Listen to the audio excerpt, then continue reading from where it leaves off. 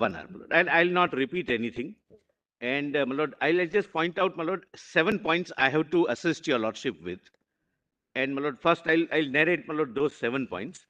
And your lordships would find, my lord, most of them are not, my lord, You addressed confine very- to, you confine to Governor. governor only? Yes, my lord, governor. But that's why I wanted to inform my lords that these are the 7 points I will be dealing with. સાચું એક કલાક લેવાનું. Yeah, perfect, my lord. That's વરના yes, my lord. બેસી જવાનું. Yes, my lord. I would not taste your lordship's patience, which Mr. is. Sybil, now you must tell Mr. Sybil what my learned brother told you. Because I think my I brothers have not got the say drift that of it. 1 hour means the actual 1 hour. Actual 1 hour. But you Otherwise, tell him the last part of what my learned brother said. Thereafter you have to sit down. I said, see, told him in Gujarati, so that straight away the message can go. In letter and spirit. Later and Otherwise, in English, it's only letter which goes. The spirit is not translated. No. My lord, the first point I'll make is, my lord, the objective material which the Honorable Governor has considered. Second, my lord, 1 minute. my lord, I'm giving the proposition note. Your lordships may not write down right now, my lord. Sometimes very good to write or type. You know why? That keeps the judge's audio sensory perception a little quiet, because otherwise you tend to talk and then eat up a lot of time. So when you're typing, you let the lawyer talk. Thank you. I mean, when I was a young lawyer, You are still a young lawyer. thank you very much. I would. Thank you very much. Whether it's in Justice Chandrachud's court or Justice Bhagwati's court, the kind of dialogue that used to go on was unbelievable. The judges used to talk because the judges used to express themselves to actually seek answers.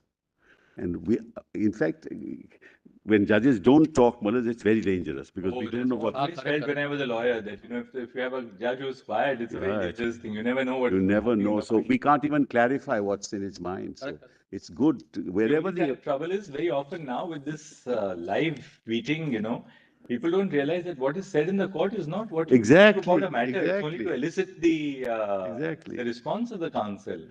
And they misinterpret things. So And ultimately, you look at the holistic perspective of the matter. There may be a little point here against a Of counsel, course, a little of point course. there against a counsel. Then, You can never have a 100% case in favor of one party or the other. not. Those are rare cases. right.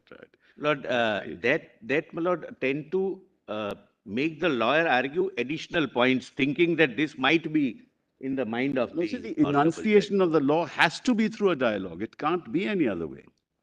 Sometimes the questions are asked to get the answer, so that we can also know what is. Absolutely. Suppose we are in confusion. Yes, Suppose. absolutely, Get some absolutely, Mullah. So the first point is the objective material. objective material, my lord, which is considered. Second point, the submission of the petitioner that 10th schedule has a direct correlation with the governor's exercise of power under Article 174.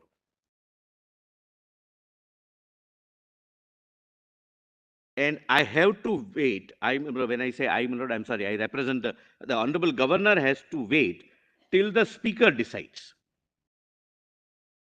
So the argument that the 10th schedule has a direct correlation with?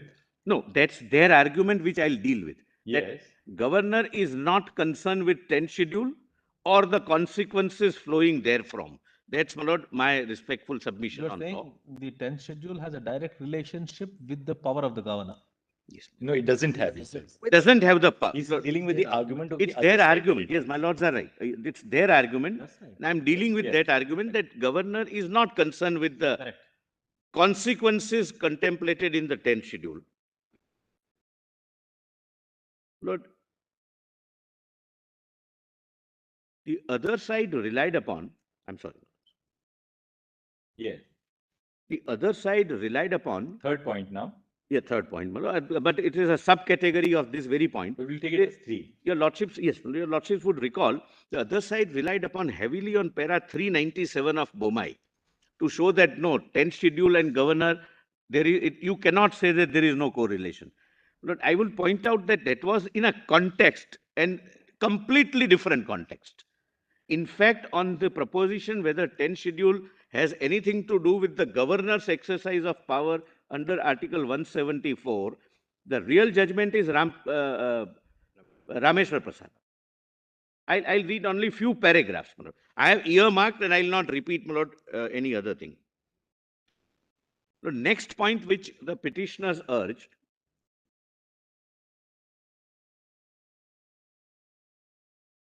Yes. was the governor should have required the, Lord, my learned friend's side to move a no confidence motion rather than directing a floor test.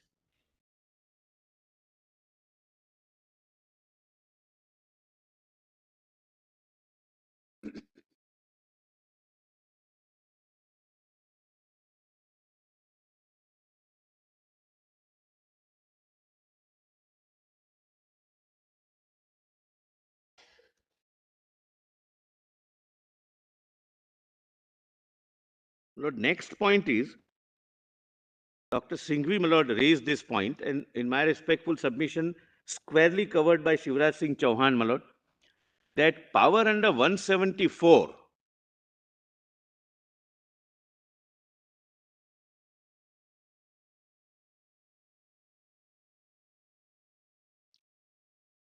to conduct floor tests can be exercised only when the government is formed for the first time and not subsequently.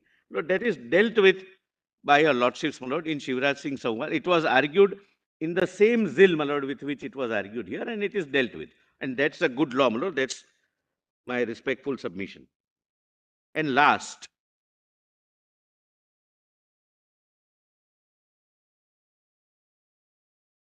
why did the governor invite Mr. Eknath Shinde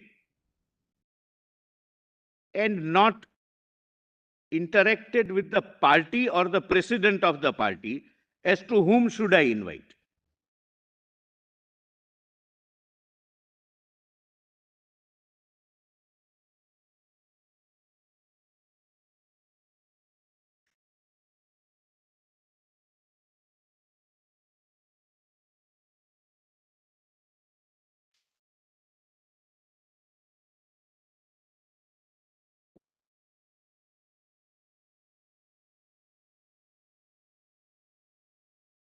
No, these are the propositions, my lord, and I'll be as brief as, my lord, I can be, my lord, under the facts of the case, my lord. Only 5 propositions. These are 5 Yes. propositions. Six. Six propositions. my Six. lord. One is- Sub- Lord, so far as the objective facts are concerned, Lord, I have filed a compilation. It's a very short compilation.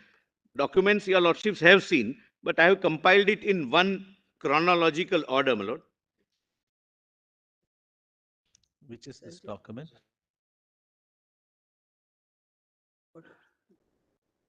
Compilation on behalf of the Honorable Governor, my lord, that's the, Yes.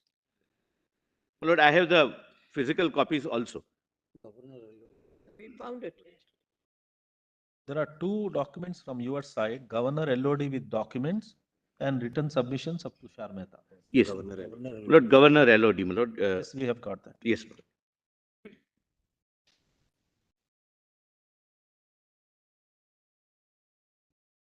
Just only 1 second.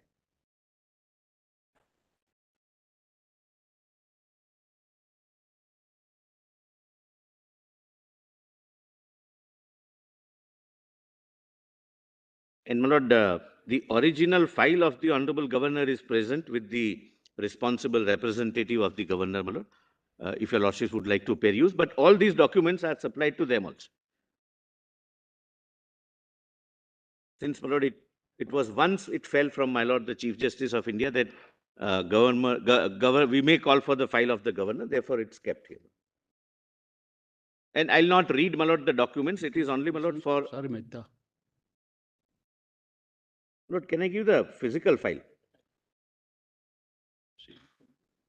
Who's the office?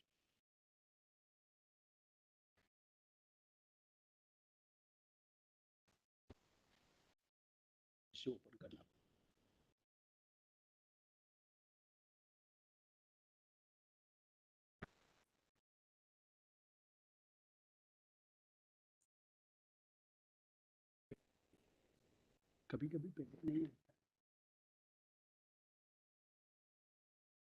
Could your lordship find, I may give the. LOD, no? Yes, LOD. we got the LOD. Lord, kindly come to page 1. Lord, this is, your lordships are aware, my lord, there is a concept of legislature party and political party. The legislature party appoints or elects, my lord, Shri Eknath Shinde as the group leader of Shiv Sena legislature party in the legislature. This is your list of dates, right? Yes. Yeah. Lord, I'm sorry, PDF page 8. I'm sorry, my lord. PDF page 8. 8. I'm not taking your lordships to the list of dates. Fair enough. List of dates are essentially for showing which document is for what purpose. All right. I'll show the document itself, my lord, just to save time. Page 8, my lord, it is 25th of November 2019. The Shiv Sena legislature party, meaning all MLAs belonging to Shiv Sena, who are elected under the banner of Shiv Sena, elects Shri Eknath Shinde as the leader of the house, my lord, as we say. They say group leader of Shiv Sena legislature party. And, my lord, this fact is not a fact in dispute. This would have a bearing as to why the governor called Eknath Shinde when the dispute arose first. But I'll come to that little later. I'm just showing the document. Now, my lord, kindly see PDF page 12.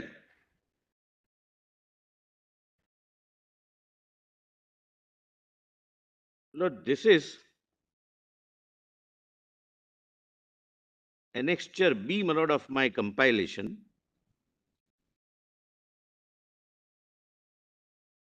The lordship gets that, my lord.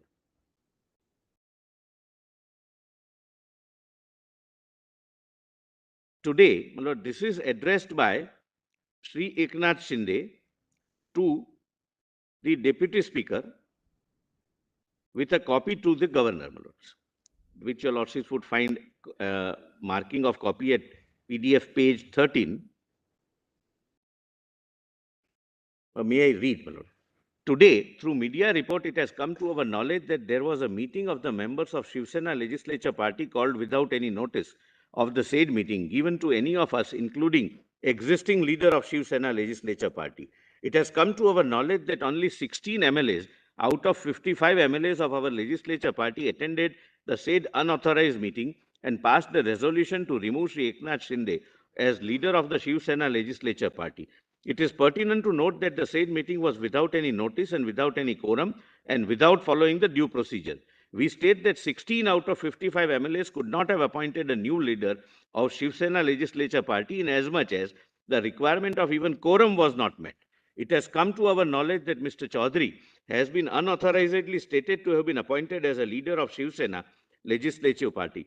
We have today unanimously passed the resolution resolving that the said resolution dated 21st June 22 passed at 12:30 p.m. appointing Sri Ajay Chaudhary is void as being without jurisdiction and the same is my lord, inoperative. And kindly see, my lord, PDF page 14. This is the resolution which is signed, my lord. Your lordships would find at page 18 onwards by 34 members.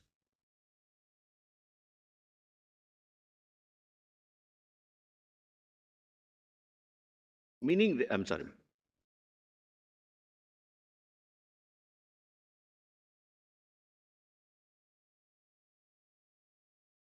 My lord, meaning thereby, as on this date, my lord, that is 21st of June 22, the Honorable Governor was informed that there is no change in the leader of the legislature party and Sri Eknath Shinde continues to be the leader of legislature party in Maharashtra legislature.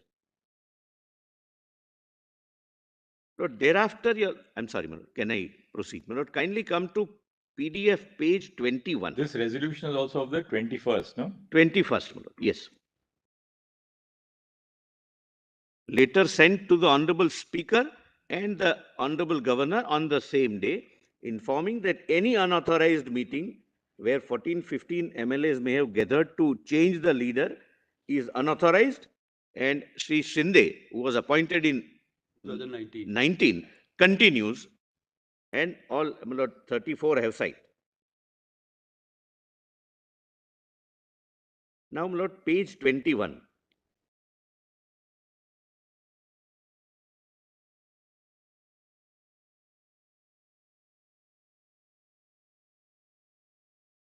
Page. 31 minutes. I'm 21. On 25th of June 22, Lord, I'll not approximately, exact, I'll give the figure. Lord, 38 MLAs, it contains signature of 38 MLAs, writes to the Honorable Governor that malicious withdrawal of security of our family members have taken place. And there they point out certain, Lord, shocking facts, and also produced before the governor the video clips of national news channels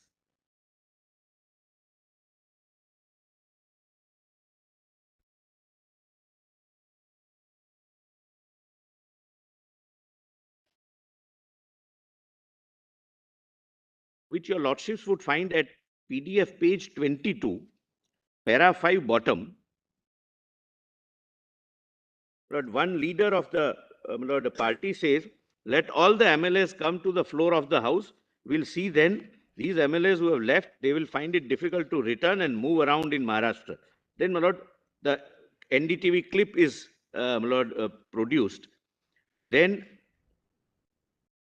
my lord, these are the signatures of, I'm sorry, my lord, there are, I'm sorry, my lord, I stand corrected, my learned friend is right. There are not only 38 MLAs belonging to Shiv Sena, and at page 27, they are independent. My lord, there is some other party, small party, my lord, Prahar Janshakti Party. They have 2. So meaning thereby, my lord, 40 and 7 independent. So 47 members of the House, 38, 2 and 7, inform the governor about the threat being administered. 38 MLAs, right? 38 MLAs of Shiv Sena legislature party, Yes. 2 belonging to one smaller party called Prahar Janshakti Party, and 7 independent MLAs. That this is the threat being given, our securities is withdrawn, and they say that one of the leader, important leader of the party says that let them come here. They won't be able to move around in This is that letter at page 21. page 20. And signed, my lord, up to page 28. So that that composition of those MLAs, just give us again. Yes, my lord. Kindly, my lord, come to page 38 Shiv Sena. Yes, no, my lord, 38 Shiv Sena. Yes, lordships are right, my lord. 38. Supporting party. Lord, that your lordships would find the last figure at page 26, PDF 26, 38 Shiv Sena. Right. Then at page 27, Prahar Janshakti Party Amdar. Amdar would mean member of Legislative Assembly. My lord, Amdar and Khasdar. Khasdar means member of Parliament. My lord, the Chief Justice would be obviously knowing. Then, my lord, page 28. These are Apaksha Amdar. So, independent members. They are 7. So, total 47 members. Pointing out that threats are being administered.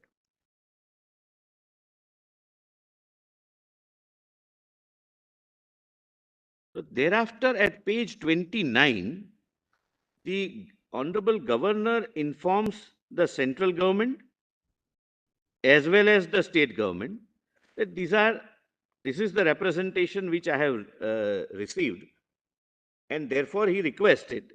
Lord, kindly see page 29, Lord, the letter addressed to the Home Secretary of the country, my lord. Unnumbered middle para, my lord, that would be relevant. Your Lordship has that, my lord.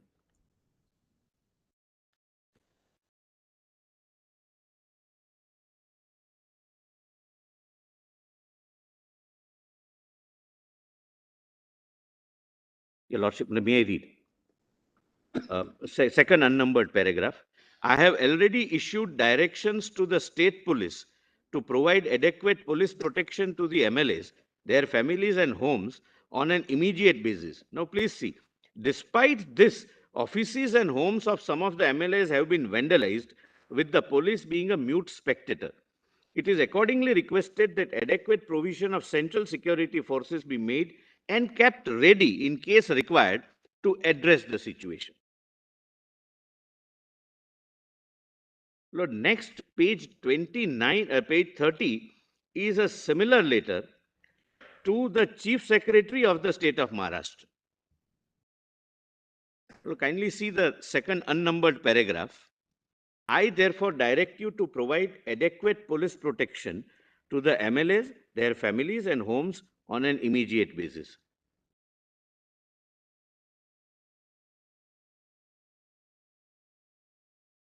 Lord, similar letter I'm not reading at page 31 to Additional Chief Secretary, State of Maharashtra, Home Department, that you provide immediate security.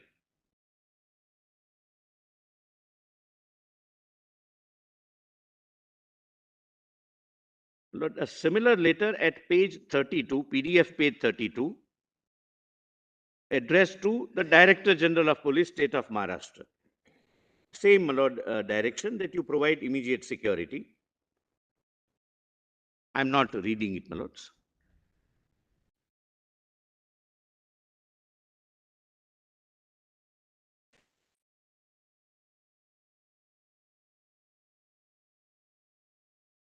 Lord, next is, my Lord, page 33, similar letter to the Police Commissioner, Mumbai. Now, my Lord, comes page 34,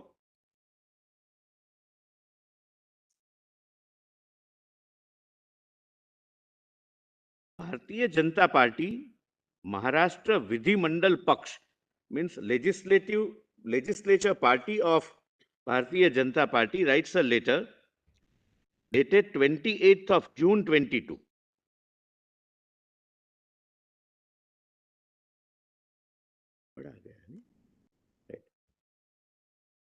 Lord, kindly, my Lord, allow me to place this, my Lord. This was not read, my Lord, by. Lord, this is signed by the leader of the legislature party, Shri Devendra Fadnavis, in the House on behalf of the party, and there is no dispute that he is the leader of the House so far as this party is concerned. I am elected, your Lordships can skip first. The election to the Maharashtra am I with your Lordships at page Yes, yes. We have 34?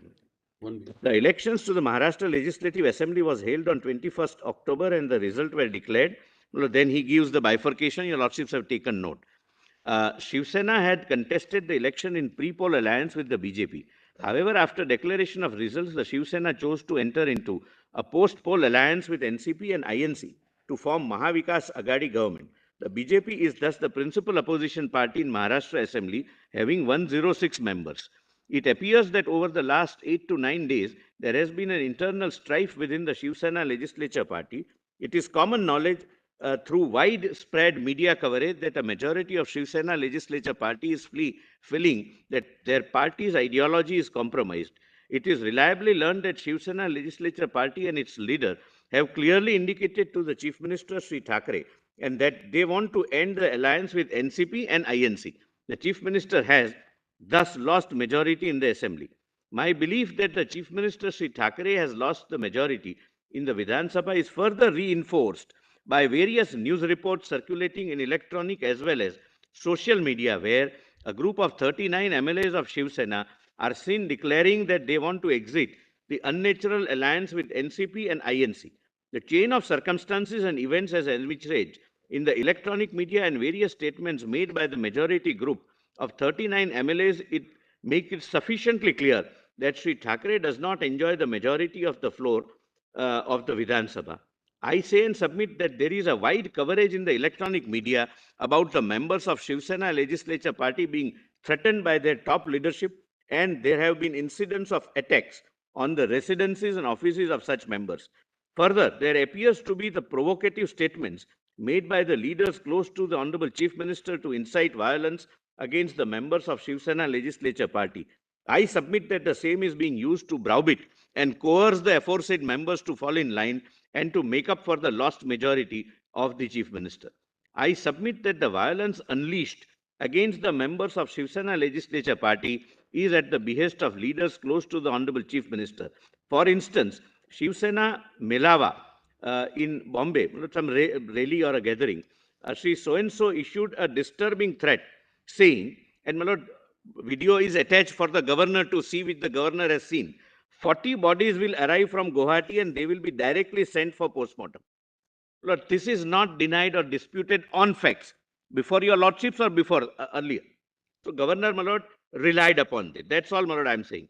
Another instance of a clear threat by Sri so-and-so is where in an interview given to a leading channel, he has clearly stated that the ongoing violence is only a warm-up and that the trailer will come later. He has further stated in the said interview that stones will now be pelted at the MLAs. The said interview can be accessed and the link is given. It's not just ipsi dixits or, my lord, some personal view of any particular individual. Then, my lord, he gives several other links for the governor to see. Lord, this was the material before the governor. Now, my lord, please come to page 38. Lord, this is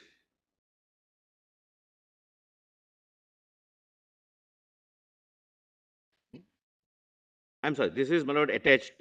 This is the, my lord, attachment to the email, my lord. Your lordships may skip that.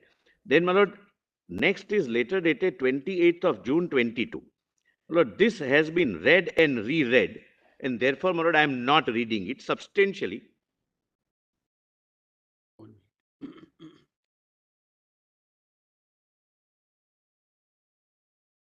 I'm sorry, my lord, this is not read, my lord, I'm sorry. What is 38? 38? 37 or 38? That later.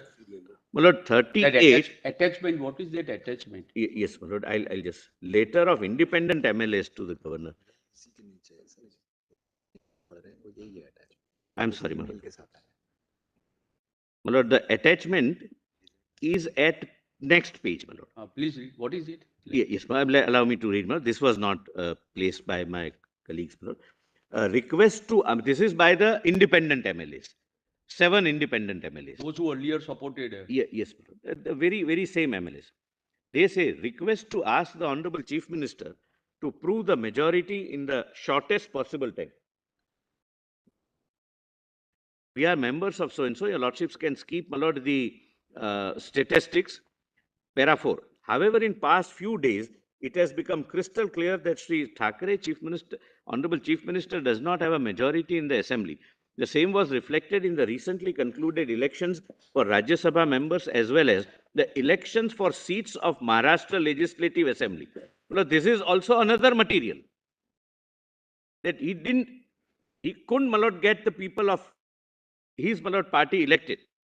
The dwindling majority of the incumbent MVA government has been further reduced when more than 38 MLAs of Shiv Sena, who were earlier supporting the Honorable Chief Minister, declared in press as well as social media that they want Shiv Sena to break its unnatural alliance with NCP and INC. Various photographs and videos have been in circulation in the media of Shiv Sena MLAs reaffirming the said claim. The turmoil within the Shiv Sena legislature party and Shiv Sena has raised serious doubts about the Honorable Chief Minister, Sri Thackeray, commanding the support of the majority of members in Maharashtra Legislative Assembly.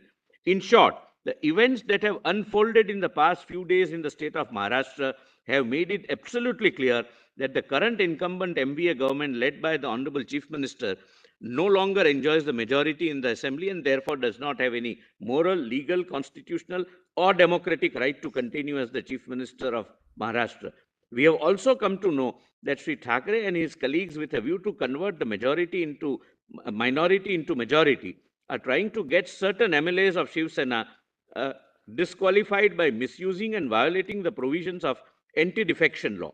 We have already addressed the communication in this regard with our letter dated 24th June to the Deputy Speaker, copy whereof is attached herewith. Your Excellency will agree that in a democratic setup, only a person who enjoys the majority support of the House has a right to continue as the Chief Minister. A person who does not enjoy such majority has no right to continue as the Chief Minister and is obliged to prove his majority on the floor.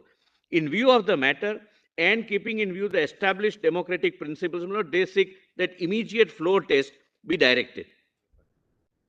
My Lord, now your Lordships have read this letter, my Lord, which is at PDF page 42.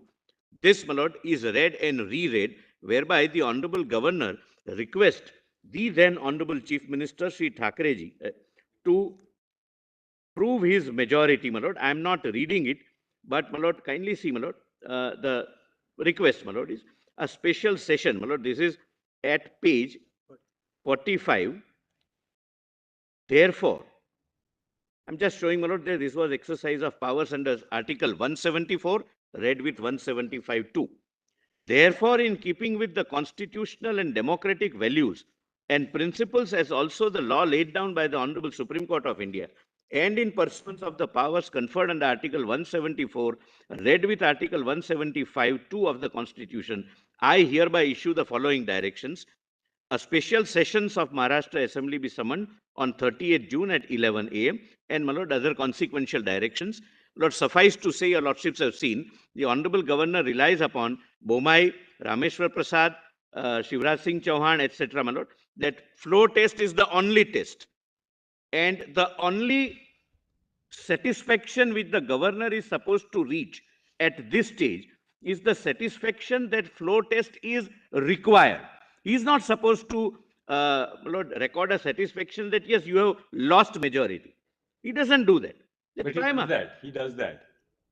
Governor says, I'm therefore confident that you and your government has lost the trust of the House. My Lord, for the government is purpose in- of, yes, my Lord, for the purpose of, he is justifying his direction that now you go and prove it otherwise. That no, you have the trust of the House. My Lord, otherwise he would have invited somebody else immediately, my Lord, if he would have arrived at that satisfaction, which he could never have arrived at constitutionally. It has to be the satisfaction to call for the floor test. That you go and face the test. This is prima facie material. Material is unimpeachable. Everything is in public domain. The elected people are coming and representing to me in writing. Go and my Lord, face the floor test.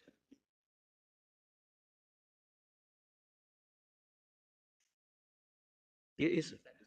Yes. Lord, now if that satisfaction is not recorded, that there is a So really speaking, Mr. Solicitor, the material before the governor was only three things.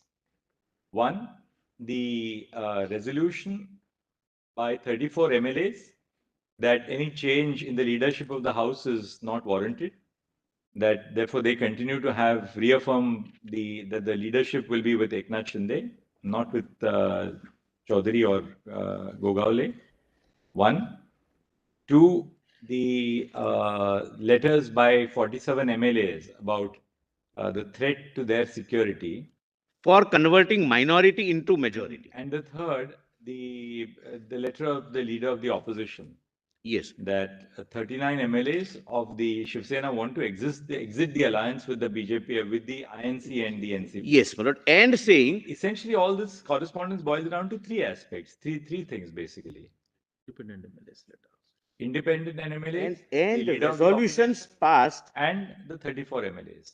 resolutions passed by them respectively, letter is accompanied by resolutions to show that this is not happening for any other reason. This is happening because the Chief Minister has lost majority and he wants to convert his minority.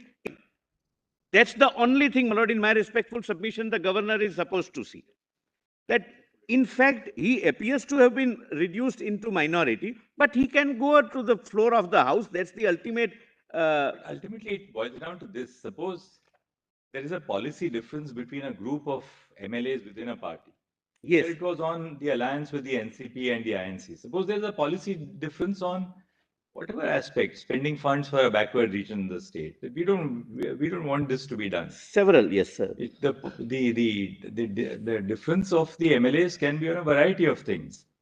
There's the policy difference of a group of MLAs within a party, because governor also says, they also don't say that, look, we are leaving the party, because the moment they say, because governor also says, they also don't say that, look, we are leaving the party, because the moment they say that, they are incur the 10th schedule.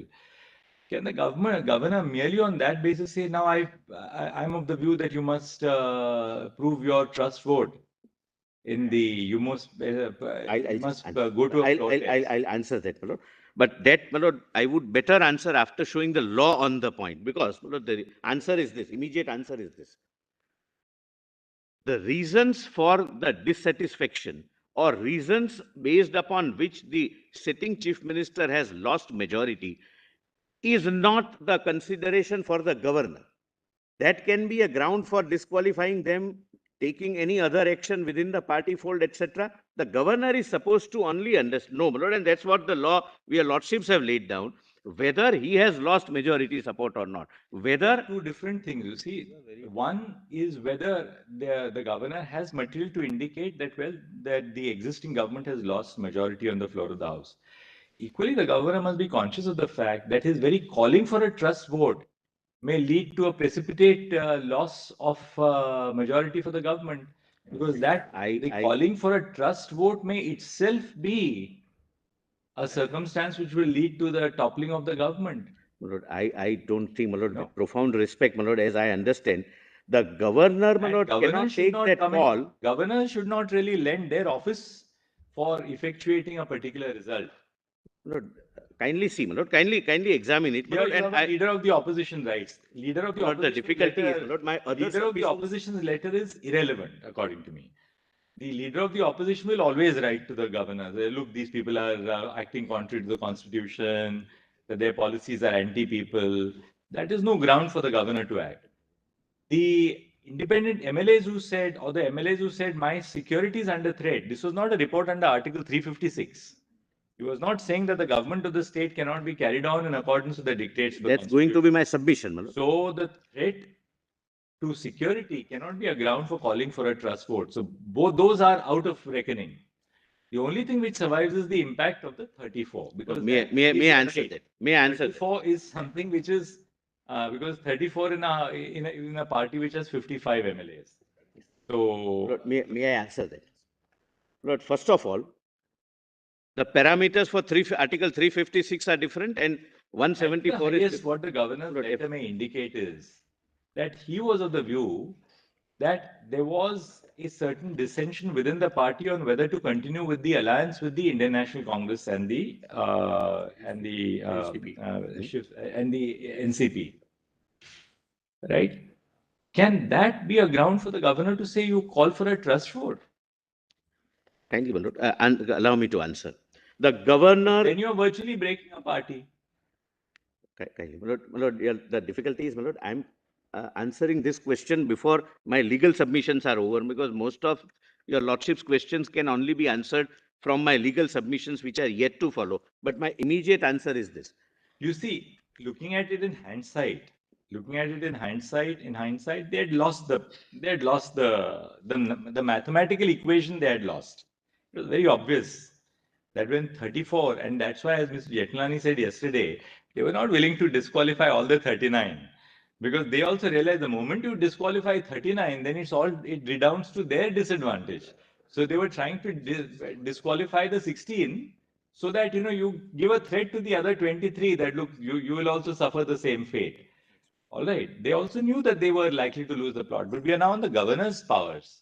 We're not so much on the mathematics. And okay, now at the end of it, it's very obvious that they had lost the numbers game. But equally, what is a very serious concern is that governor should not enter into this any area by which their action will in fact precipitate the fall of a government. That is where I would very earnestly and respectfully, my lord, differ constitutionally, and I'll answer that. Stand away and say that, look.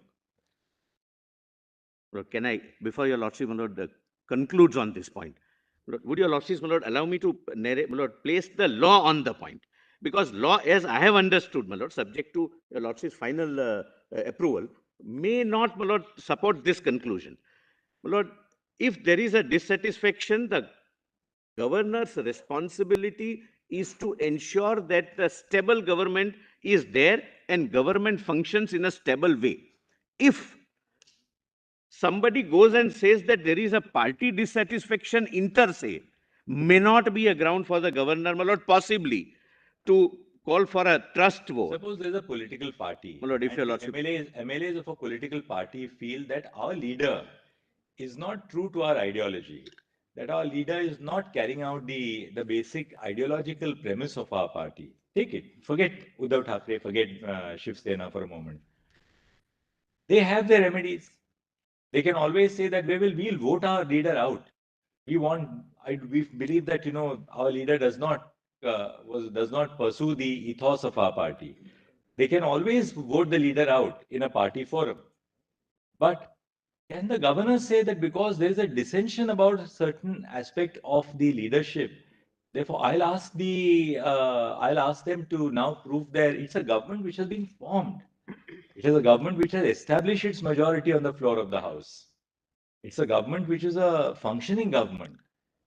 And and we are now not at the inception where you have to ask for a trust vote. I'm not saying that there is an absence of power in the governor.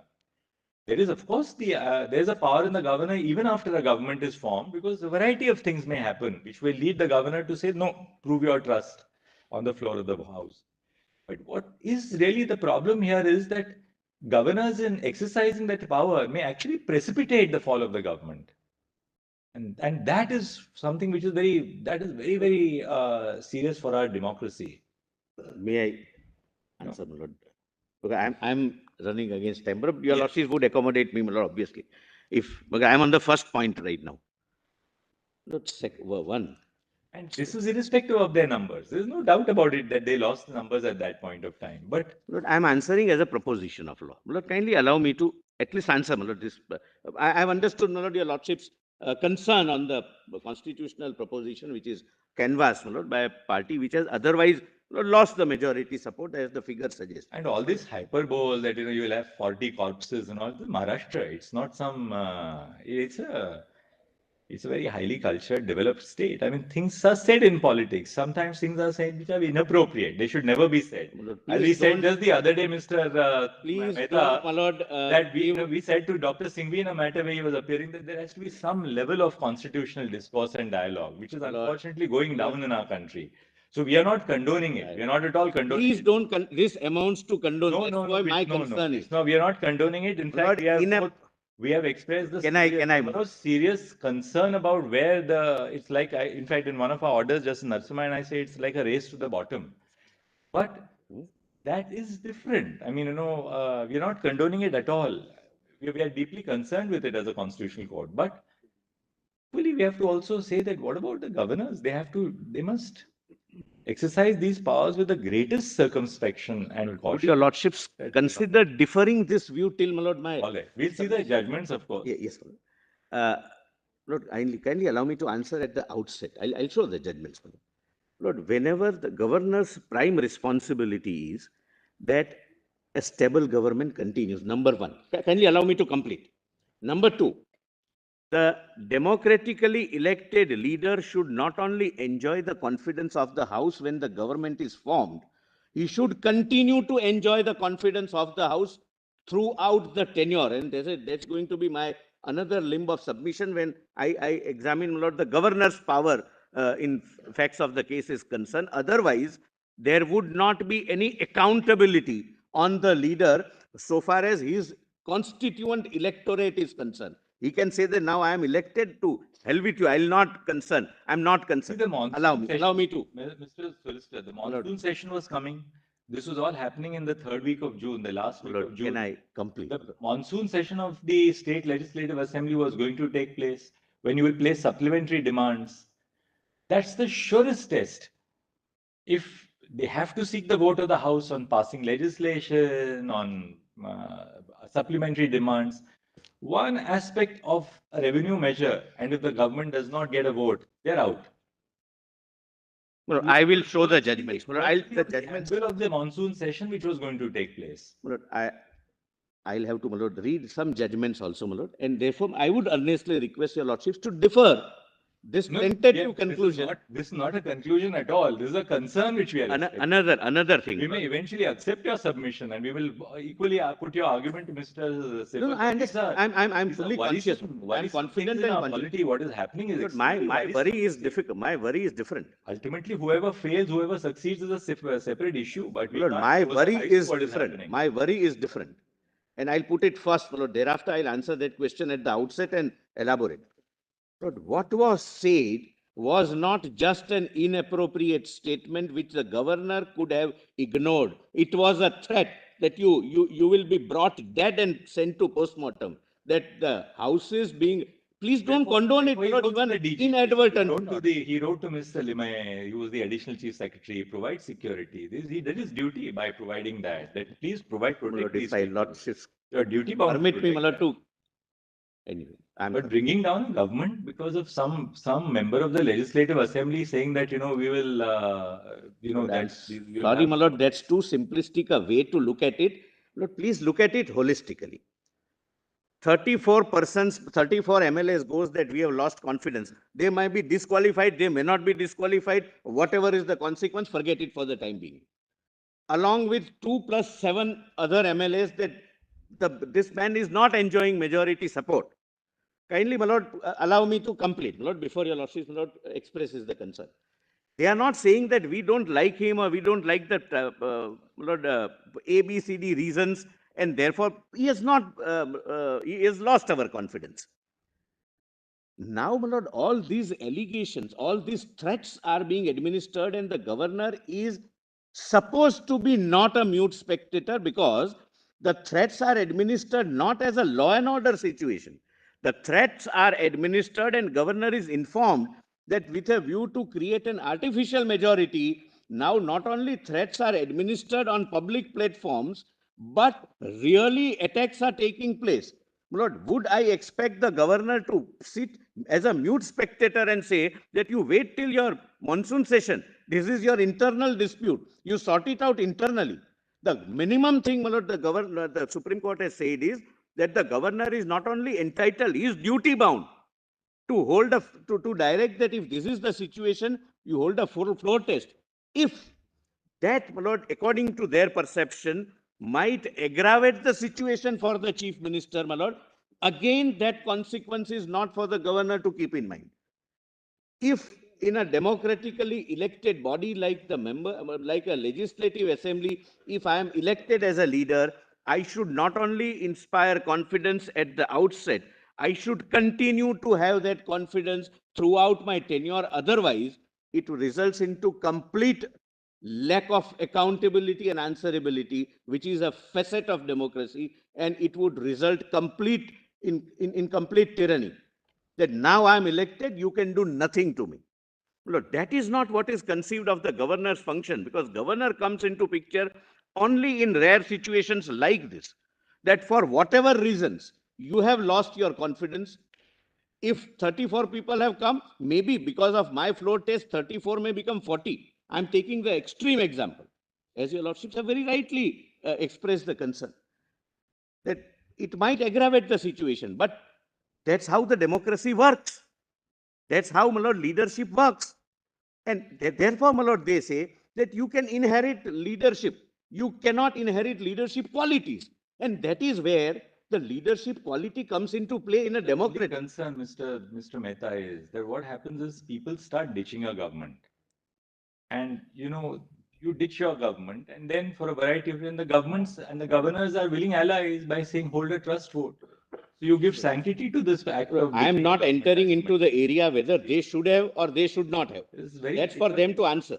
This is a very sad spectacle, in our democracy that you allow. My lord, I don't, governments which as a are governor, I elected. can't answer that question. But otherwise, my lord, if your I lordship, mean, this is irrespective of the morality of the Shiv Sena having joined with the INC and that was also, my lord, the majority feels was a sad spectacle. My lord, ultimately, all these resolutions say that having gone before the electorate, and my lord, I would like to read. My lord, kindly allow me. My lord, okay, my lord, Yes. kindly allow me. In Quixote, your lordships very carefully said that when you go before the electorate, you are not going as an individual. You are going as a representative of a particular ideology. You are doing two things. A, I am representing a particular ideology, vote for me. He represents another ideology, don't vote for me. Now the situation before your lordships and before the governor was that majority of me who went with a particular ideology, particular coalition, particular my lord, joint my lord, program, sit with him against whom we contested the election, and majority say that this is a spectacle we would not like to be a part of. I'm not concerned as a governor. I'm not concerned as a governor. So that's my lord. And but they broke bread for 3 years, no? Exactly. They This broke is a bread with the political Indian debate, National my lord. Congress and Lord, the NCP for 3 years. Lord, your- What happened overnight after 3 years of a happy marriage? My lord, please see, my lord, then I'll read, my lord, what is their reason, because it's not my function to answer that. That's a political debate or a. Governor has to ask himself this On question. lighter side, you can very well say, staying together for 3 years cannot be said to be a happy life by that itself. But the governor has to ask himself this question. What were you fellows doing for 3 years? Lord, You're governor not, has. you're not in 1 month after the election has taken place. My lord, kindly, my I lord, can kindly come understand. to 1 page. month after the election takes place, Lord, the I chief have not. minister suddenly breaks up with the bypasses the BJP and joins with the INC. Lord, And your- governor can say, sorry, must, there's a Lord- serious discontent in the party. Lord, I 3 years you cohabit, and then suddenly one fine day, a group of 34 say that there is discontent. Many of kindly allow me to They place all what, went and became ministers, Minister. Lord, the difficulty is, my lord, I, out of, my lord, can enjoying I- the spoils of office, and then suddenly, one day you just. Wake up to the fact that I leave it to your lordship. Well, that's a political debate, but I have an answer. If your lordship allows me, I'll answer. You can go to the law council. Yeah, now Chela shows the law now. Huh? I will, I will. You But take before us to that, the let law me first, answer. then Let thereafter me answer. apply the letter. Well, let- Please do one thing. You can show the law, correct? Power of the governor, what can be weighed with the government, and thereafter you take it to take us to the letter, that whether it fits in that law or not. My lord, kindly, my lord, note here at this page Yeah. 14 is the answer. I'll come to it later. All. Page 14, why these 3 years of cohabitation, my lord, and why thereafter, my lord, a divorce. I'll answer, but they have answered to me. They have shown it to me. Me means the governor. The governor is given why we have been together, and now what are why it's now or never situation, my lord. That I'll kindly, my lord, allow me to place it at page 14, my lord.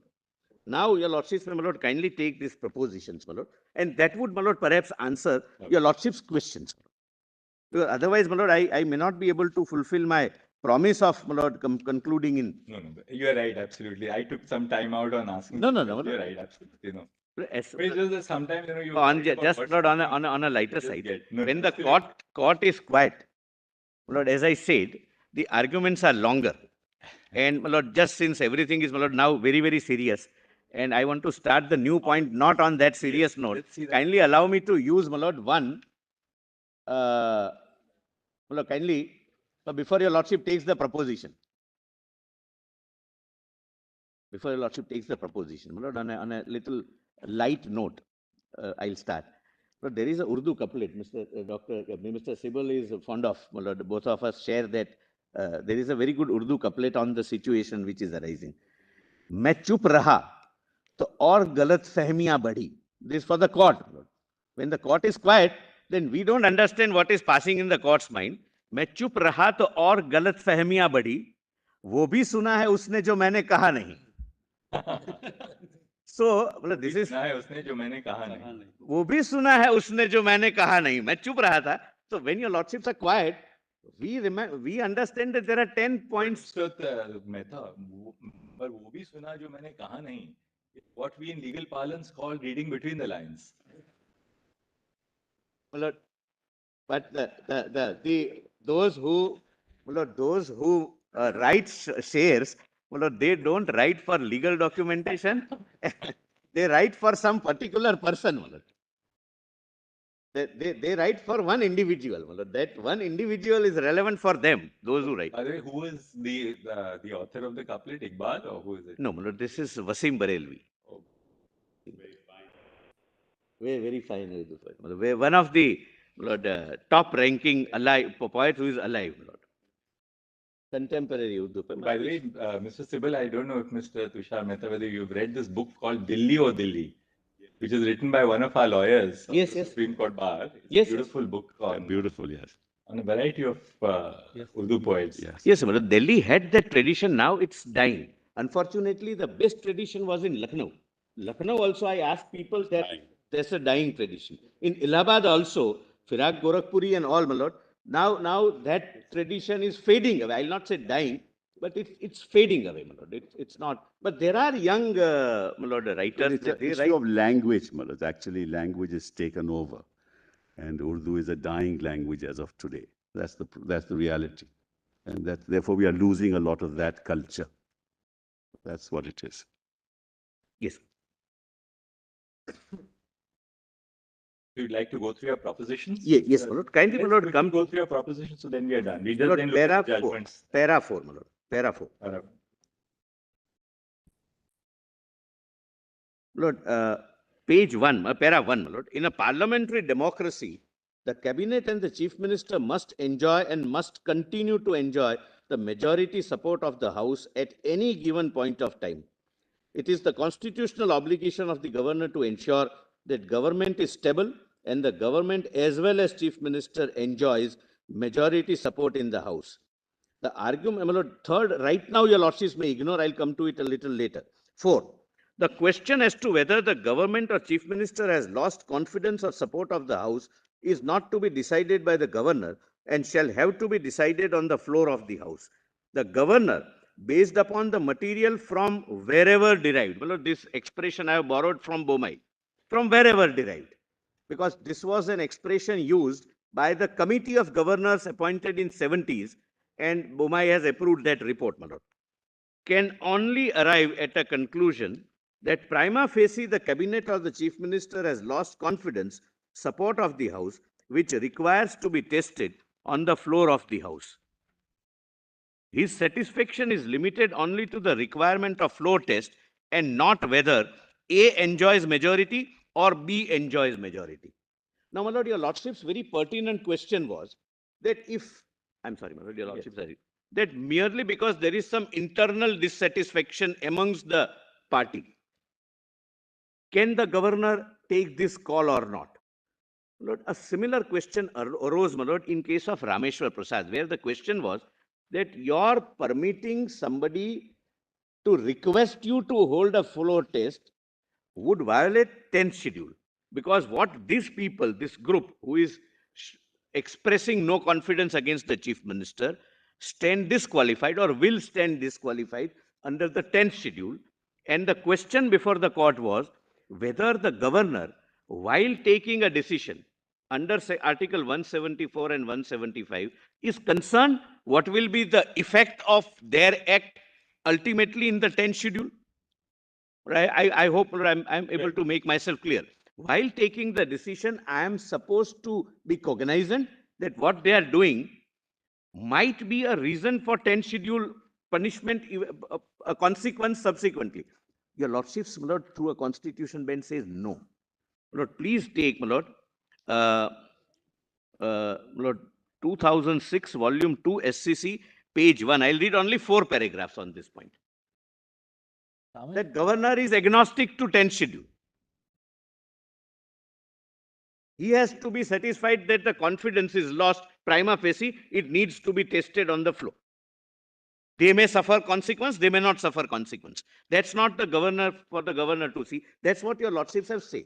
Lord, kindly see PDF page 393 in JC volume 1. There are two important things which the governor has not taken into account, which to my mind were extremely important. One, that insofar as the Congress and the NCP are concerned, there is absolutely no shaking up of there is no internal dissension in either the Congress or the NCP. Congress had 44 members, NCP had 53 members. This is a block of 97. There's absolutely no dissension in either Congress or the NCP. So in the 97 still continues to be a solid block. What is disturbed is, say, out of the 56 that the Shiv Sena had, 34 have expressed a. Which brings it down, to, your lordship, sir, my lord. So out of the second thing which the governor had to bear in mind is this, that as of this date, there is not even a suggestion that the Shiv Sena is going to team up with the BJP to form the government. So that's again a circumstance which is totally alien to his consideration. So he can't be oblivious of the fact that in a three-party coalition, the dissension has taken in one party out of the three. The other two are steadfastly support the coalition, and they are not by any means, sidekicks. They are almost at par. All the three are virtually at par, except the Congress, which was a little lower. May I only 10 make seats one lower request? than the. May I only make one request? Look, to examine the facts of the case, after, my lord, I show the law, your lordships have shown, but some of the paragraphs, some of the law is unfortunately, my lord, not assisted. 2006. Thereafter also, my lord, why the governor can take that step, even if NCP Congress bloc is not disturbed? I'll, my lord, answer that. My lord, it is para, What is the citation, Mr. my lord, 2006, volume 2, SCC, page 1, para 85, Which compilation is it? the judgment compilation 1. My lord, PDF page 482. Starts from page 393. Yes, yes. Want to go to 482. 482, my lord, para 85. I'm reading 85, 161, 164, and 165, which is on this point, my lord. And my lord, kindly bear one factor in mind. My lord, whether the court would have taken the same view which the governor took may not be the test while determining, my lord, the decision taken by the governor. Court may perhaps on the facts arrive at a different conclusion. Lord, 85. Certainly there can be no quarrel with the principle laid down in Quixote case about the evil effects of defections, but the same have no relevance for determination of the point in issue. The stage of preventing members to vote against the declared policies of the political party to which they belong had not reached. If MLAs vote in a manner so as to run the risk of getting disqualified, it is for them to face the legal consequences. That stage had not reached.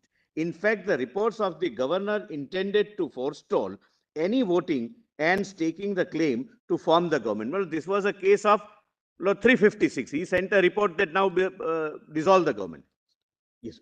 The stark distinction, so far as Rameshwar is concerned, Rameshwar government was not formed.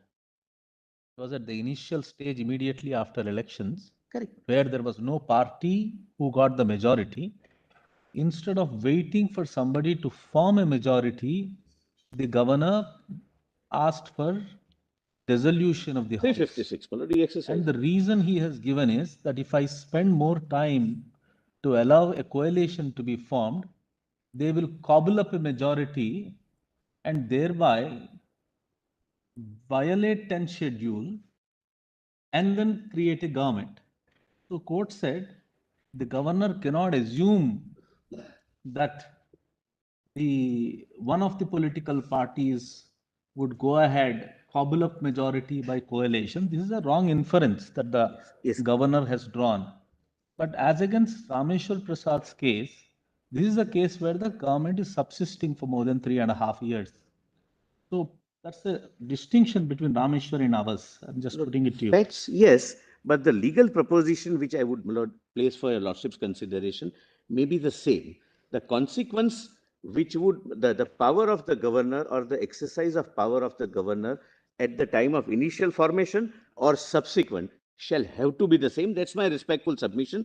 Please come to, my lord, now PDF page 520 at para 161. Because I, my lord, with profound respect, do not see any, my lord, any reason to not read this ratio for exercise of power under 174 and 175 also. This was also the case where the Supreme Court said you should have called for the floor test. You could not have said that, no, they might incur disqualification. 161, my lord, if your lordships can. We are not, your lordships gets that, my lord. We are not impressed with the argument based on a possible disqualification under the 10th schedule if the MLAs belonging to LJP party had supported the claim of so-and-so to form the government. At the stage, it was wholly extraneous to take into consideration that some of the members would incur disqualification if they supported a particular party against the professed stand of the political party to which they belong. The intricate question as to whether the case would fall within the permissible category of a merger or not could not have been taken into consideration, assuming that it did not fall in the permissible arena of merger and the MLAs would earn the risk of disqualification. It is for the MLAs or the appropriate functionary to decide and not the governor to assume disqualification and thereby prevent staking of the claim by recommending dissolution. My lord, your lordships are right. My lord Justice Narasimha are right. Fact situation was 356. But why, my lord, I'm posing a question to myself. This ratio not apply when the governor decides to call for a floor test, which your lordship said is the only test. My lord, further, it is not necessary for us to examine for the present purpose para 4 of the 10th schedule dealing with merger and or deemed merger. In this view of the question sought to be raised, my lord, kindly see the last line. It could not have been gone into by the governor for recommending dissolution. My lord, what fell from my lord the Chief Justice would be, my lord, if I put it in the context of this ratio, would be that the governor will have to first form an opinion that these people are working since 3 years. They have a reason to, they have shown the reason to the governor why they are parting ways after 3 years. But can they do it after 3 years? Would it not amount to a split? Would it not amount to disqualification under Chapter 10, Schedule 10? Now, kindly come to, my lord, 160. 162, my lord. The provision of the 10th schedule dealing with defections, those of the RP Act dealing with corrupt practice, electoral offences and disqualification, etc., and are legal safeguards available for ensuring purity of public life in democracy. But insofar as the present case is concerned, this had no relevance at the stage when the dissolution of the assembly was recommended without existence of any material whatsoever. There was no material for the assumption that claim may be staked based on democratic principles, but based on manipulation by breaking political parties. Now kindly come to, my lord, 164 and 165. It is true. Does your lordship have that? It is true that, my lord, and kindly, my lord, for my satisfaction, read it as 174, 175 instead of 356. It is true, as has been repeatedly opined in various reports and by various constitutional experts, that defections have been a bane of Indian democracy. But at the same time, it is to be remembered that defections have to be dealt with in the manner permissible in law. If the political party, with the support of other political party or other MLAs, stakes claim to form a government and satisfies the governor about its majority to form a stable government, the governor cannot refuse formation of the government and override the majority claim because of its subjective assessment that the majority was cobbled by illegal and unethical means. No such power has been vested with the governor. Such a power would be against the democratic principles of majority rule. The governor is not an autocratic political ombudsman. If such a power is vested in the governor and or the president, the consequences can be horrendous. The ground of maladministration by a state government enjoying majority is not available for invoking power under Article 356. The remedy for corruption or similar ills and evils lies elsewhere and not in Article 356(1). In the same vein, it has to be held that the power under the 10th schedule for defection lies with the Speaker of the House and not with the governor. The power exercised by the Speaker under the 10th schedule is of judicial nature, dealing with the question whether power of disqualification of members of the House vests exclusively within the House to the exclusion of the judiciary, which is in Britain was based on certain practices of the British legislature as far as India is concerned. My lord, it has been said, I'll skip that. My lord, please see 166. The governor cannot assume to himself the aforesaid judicial power and based on that assumption come to the conclusion that there would be violation of the 10th schedule and use it as a reason for recommending dissolution. Lord, he also cannot refuse floor test. But look at what the consequence of these observations in the present cases. The governor, I see, earnestly request your lord. But we are, since beyond those two paras, just those two paras. No such, the court says, the governor cannot refuse the formation of the government and override the majority because of his subjective assessment that the majority was cobbled by illegal and unethical means. Therefore, irrespective of what the governor feels or what somebody else feels about, the fact that in forming a government with the INC and the NCP, you gave up a pre-poll alliance, it is irrelevant to the governor. This is a government which has been legitimately formed. All right, that's step one. Second, para 166 says that the governor cannot assume to himself the aforesaid judicial power and based on that assumption come to the conclusion that there be a violation of the 10th schedule. So it was alien to the governor's mind that these 34 would have to be excluded from consideration because they have incurred a disqualification under the 10th schedule. For the governor, he has to treat these as part of the Shiv Sena, irrespective of what their internal differentiation is. And say, therefore, he cannot now say that this 34, the letter which these 34 have given me, is a ground for shaking the faith of the government or the trust of the government which they have. He has to take these 34 as forming a part of the Shiv Sena legislature party. Now let me show. And if they are a part of the Shiv Sena legislature party, where is there any ground to say that, well, there is now a change in the position of trust in the house? Prima facie, at least, for him. Now, my lord, let me show the judgment of the High Court, which was dealt with by Bomai judgment. Your lordship's, my lord, very right concern, my lord, comes in the form of Mr. Sorabji's arguments, which was rejected, and your lordship in Bomai did not accept that rejection. Kindly, my lord, allow me to place, my lord, that High Court judgment, my lord. Because when we cite Bomai, my lord, we generally don't see the High Court judgment, my lord. Kindly see, my lord, para 32. And this would be, my lord, an answer. And, my lord, please, again, my lord, I am requesting, please examine the law as agnostic of the facts right now. And thereafter, my lord, I will assist your lordship on the facts. What is the law? What is the power of the governor? What are the contours of power? What are the limitations? Lord, please come to para 32 at 2472. My lord, the right hand side top is the pagination. 1 minute. 2472, my lord, para 32. Lord, this can be, my lord, my answer. Para 32. 32, my lord, at page 2472 of this judgment. Lord, left or right hand side top, my lord, is pagination.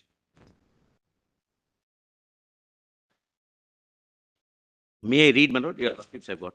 Mr. Soli Sorabji also contended, this is his argument before the High Court, my lord, that the factors like alleged unethical methods adopted during the formation of Janata Dal, expansion of cabinet, horse trading, and atmosphere getting vitiated are not only vague but have no rational nexus at all.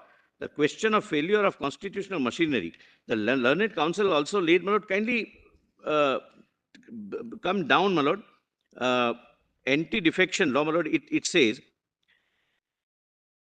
I'll just read fully. The Learned Council also laid great stress by contending that governor, by acting upon the letters given by 19 legislators, had circumvented the anti-defection legislation, the primary aim of which is to discourage the toppling game by legislators by changing their loyalties, and by acting upon those letters, the legislators were permitted, in substance, to play the game of toppling the ruling party, ruling ministry, without incurring the consequence of anti-defection law, because if these legislators had withdrawn their support in the House and voted against the ministry, they would have incurred disqualification under anti-defection law. Reliance upon these letters is contrary to the underlying purpose and the essence of anti-defection legislation, and therefore illegitimate and prohibited. Kindly mark this. The learned counsel buttressed his arguments by contending that if the floor test had been held, the legislators would have written letters who had written letters might have changed their mind for several valid reasons, i.e., change of the style of functioning of leadership, change in the leadership, realization for maintaining party unity, unwillingness to incur disqualification under anti-defection legislation, and 5, not giving a pretext for imposition of precedence rule. In support of the contention that the floor test has always been recognized as the legitimate and relevant method, Sri Sorabji relied on the judgment of Orissa High Court, so and so, so and so. My Lord, he was insisting that please allow floor test because that's what the law says is the only test. That's what we call dance of democracy is on the floor of the house, not outside. And the governor cannot go beyond a particular point. This was rejected by the High Court, my Lord, at para 54. Sorry, 34.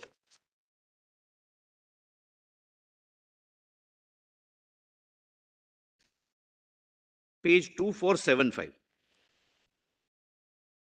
May I read, my lords? Mr. Sole Sorabji had made pointed reference to the 10th schedule, that is anti-defection law, for bringing home this point that the factum of the withdrawal of support by 19 legislators was wholly irrelevant. This argument was advanced to prove his point that in 34. I'm sorry, my lord, page 34, 2475, para 34. I'll read again, my lord, for my Lord Justice assistance.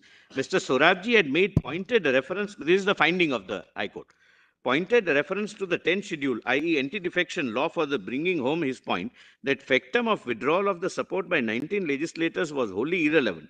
This argument was advanced to prove his point that in the context of anti-defection legislation, floor test was the most relevant, legitimate and surest method to determine whether the Council of Ministers headed by Sri Bommai commanded the majority in the House or not.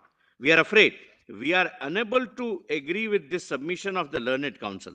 The introduction of 10th schedule in the Constitution has not in any way affected the exercise of powers under Article 356, nor has it amended Article 356 in any manner. The amending body which inserted the 10th schedule to the Constitution had before it the several decisions, especially the Rajasthan case as to the scope of Article 356. There is a presumption that the lawmaking body was aware of the existing interpretation, and the court said that no, he should have kept Schedule 10 in mind while exercising powers under 356. Now, my lord, please see how Bommai judgment deals with this. Lord, it was pointed out that para 397, my lord, was read out of context, my lord, to show. Lord, kindly see, Lord, Bommai is, my lord, JC volume 2, PDF page 516.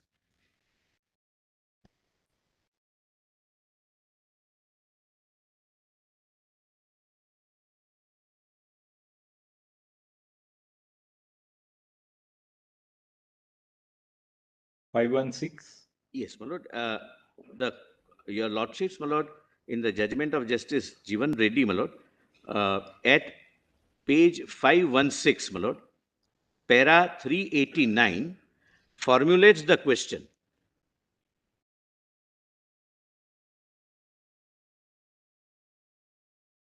Volume 2. I'm sorry, my lord, my allotted time is over, my lord. Kindly allow me, my lord. I'm not repeating anything, my lord, and Certainly. the 389, my lord, your lordship says, I'm not reading all questions because they are not relevant for the present. Only question number 6. A special bench of 3 judges of High Court heard the writ petition and dismissed the same on the following reasoning. Please come to 6, my lord. The introduction of 10th schedule of the Constitution has not affected in any manner the content of power under Article 356. Lord, the argument of Mr. Sorabji was that all right, why you are not concerned with 10th schedule. Direct floor test to be held. Don't dismiss the government under 356 straightway. And, my lord, the court, my lord, thereafter records, my lord,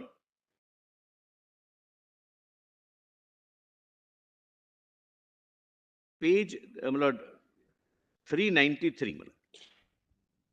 I'm sorry, my lord,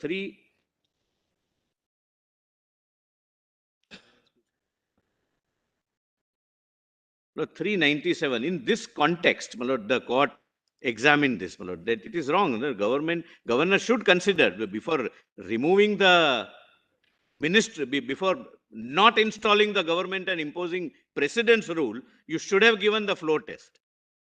And that in that context, my lord, 397. Please see, my lord, 397. May I read? We are equally of the opinion that High Court was in error in holding that enactment or addition of 10th schedule to the Constitution has not made difference. The object of 10th schedule is to prevent and discourage floor crossing and defections, which at one time assumed alarming proportions. Whatever may be his personal predilections, a legislator elected on the ticket of a party is bound to support that party in case of division or vote of confidence in the House, unless he is prepared to forego his membership of the House. The 10th schedule was designed precisely to counteract horse trading. Except in case of split, a legislator had to support his party willy-nilly. This is the difference between the position obtaining prior to and after 10th schedule. Prior to the said amendment, the legislator could shift the loyalty from one party to the other any number of times without imperiling his membership of the House. It was as if he had property in the office. That, my lord, in that context, the request was that give me floor test. Don't impose precedence rule. Let the 10th schedule play its role. If somebody votes against the will of the party, he will be disqualified. But don't take extreme step of 156. Take step under 174 and 175. That's what precisely the governor has done. And, my lord, a similar situation arose. And, my lord, now I will read your lordship's the judgment in Shivraj Singh Chauhan, where all this is considered. But before that, please come to para 7 of my propositions. There are more than one reasons, my lord. Why, my lord, this cannot be the argument of the petitioner, and I'll demonstrate, my lord, what is the flip side of this argument. If your lordships, my lord, were to hold that governor cannot examine the inter se dispute, or he waits till the speaker decides disqualification, what is the flip side? I must, my lord, assist your lordship with that flip side. Para 7. There is one more reason why governor cannot preempt the decision of the speaker at the stage of directing floor test, since it is possible that the original political party of the members of the House may condone the defiance of the whip as contemplated under para 2(1)(b) of the 10th schedule. Lord, kindly pause here for a minute. Lord, disqualification is not automatic. If I, as a member of legislative assembly of a particular party, vote in defiance of the whip, there is a provision that the party may condone it within 15 days. So governor cannot say that I'll wait for 15 days when he is presented with the facts that this is the dissatisfaction. The government has lost majority. There are attacks taking place. There is vandalism taking place, threats being administered. Then I'll not wait for 15 days. Because party may. Mr. Solicitor, there are two Lordships are examining proposition. Right, there are two different distinct things. One is a dissatisfaction within a party, right? And the other is the loss of majority of the government. One is not necessarily indicative of the other. Correct. Now tell us, in this situation which we had over here, we now put ourselves in the shoes of the governor. What was it that would have led the governor to come to the conclusion that the government had lost the majority? What was the factual basis for him to conclude? Again, my lord, only, my lord, one thing. My lord, kindly bear one. Only one 34. Who were part of the government, who were supposed to be having confidence of the chief minister. Right. So therefore now let's go to the bottom of it.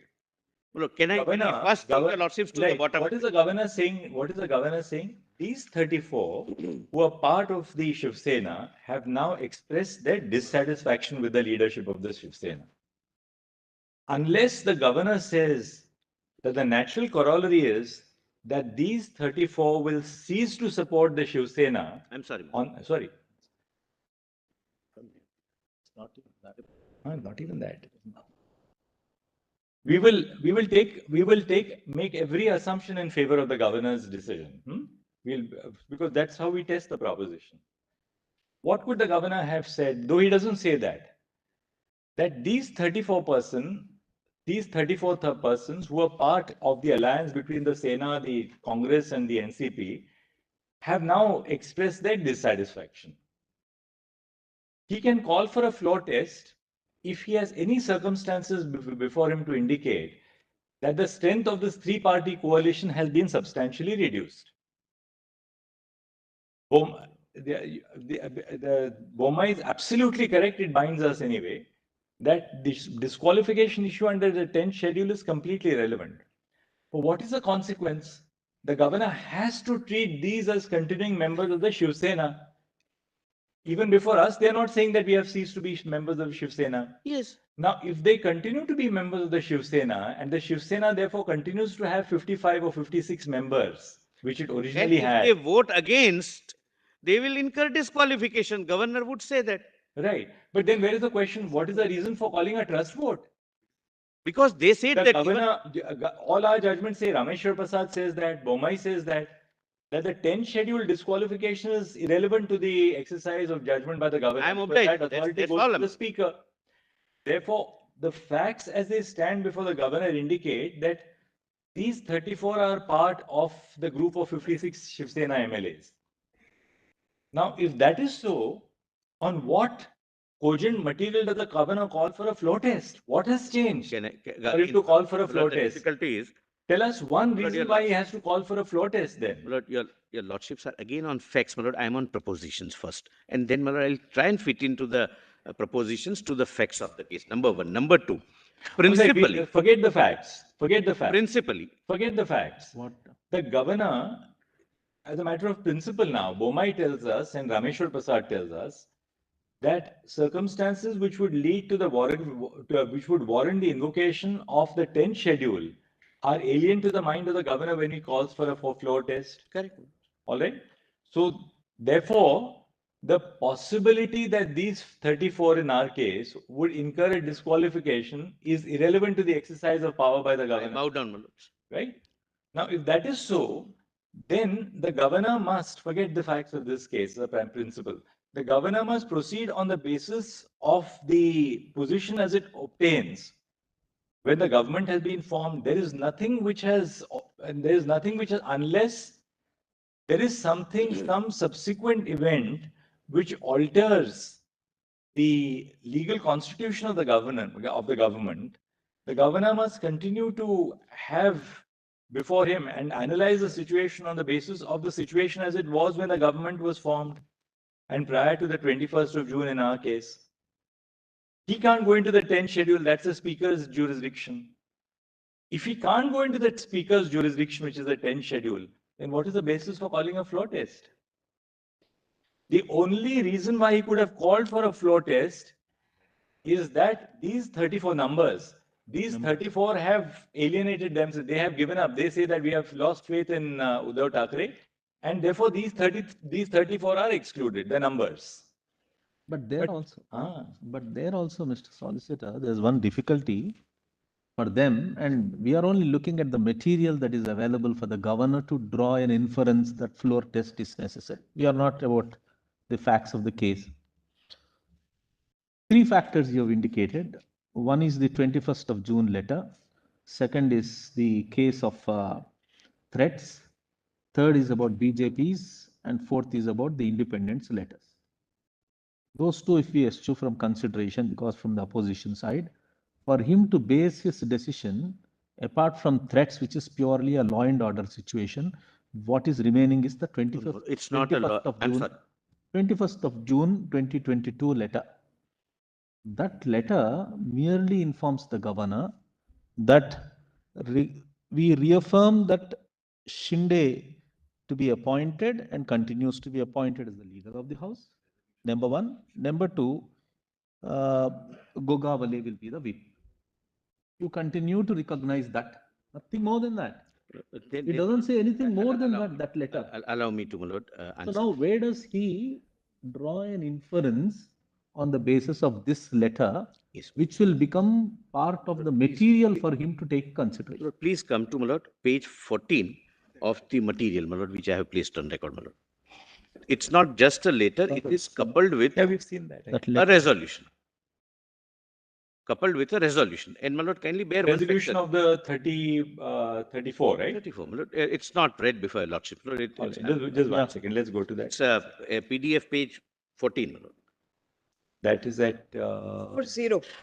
14. list of LOD of the governor. No, that's what. LOD of the governor. Yes. Yes. No, that is that's what I was referring to, correct? That's not what page. 40. Page 14. 14. Yes, 14. That letter, that resolution. Right.